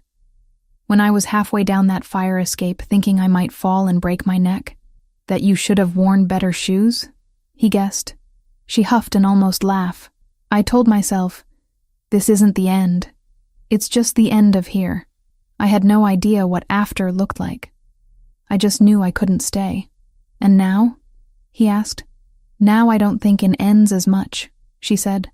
"I think in chapters. This is a new one. One I actually want to read." He rested his hands at the small of her back, anchoring her as much as himself. "Then let's not skip pages," he said. "Deal," she replied. They stood there for a while longer, the unfinished painting at their side, the city beyond the window, the weight of 3 weeks settling into something like foundation. The world outside remained what it had always been. Messy, dangerous, unpredictable. There would be more problems. More late-night calls, more moments when Lauren had to decide how much of his world she could live with, and he had to navigate the line between protecting and controlling. But the towel-wrapped woman in his bathroom had become the artist in his spare room. The man who'd once believed his penthouse was safest empty now stood in its doorway and understood, with a clarity that made his chest ache, that filling it had been the real security all along. The canvas would change. So would they. For tonight, with the smell of paint in the air and the sound of Melissa's soft snoring down the hall, it was all she needed.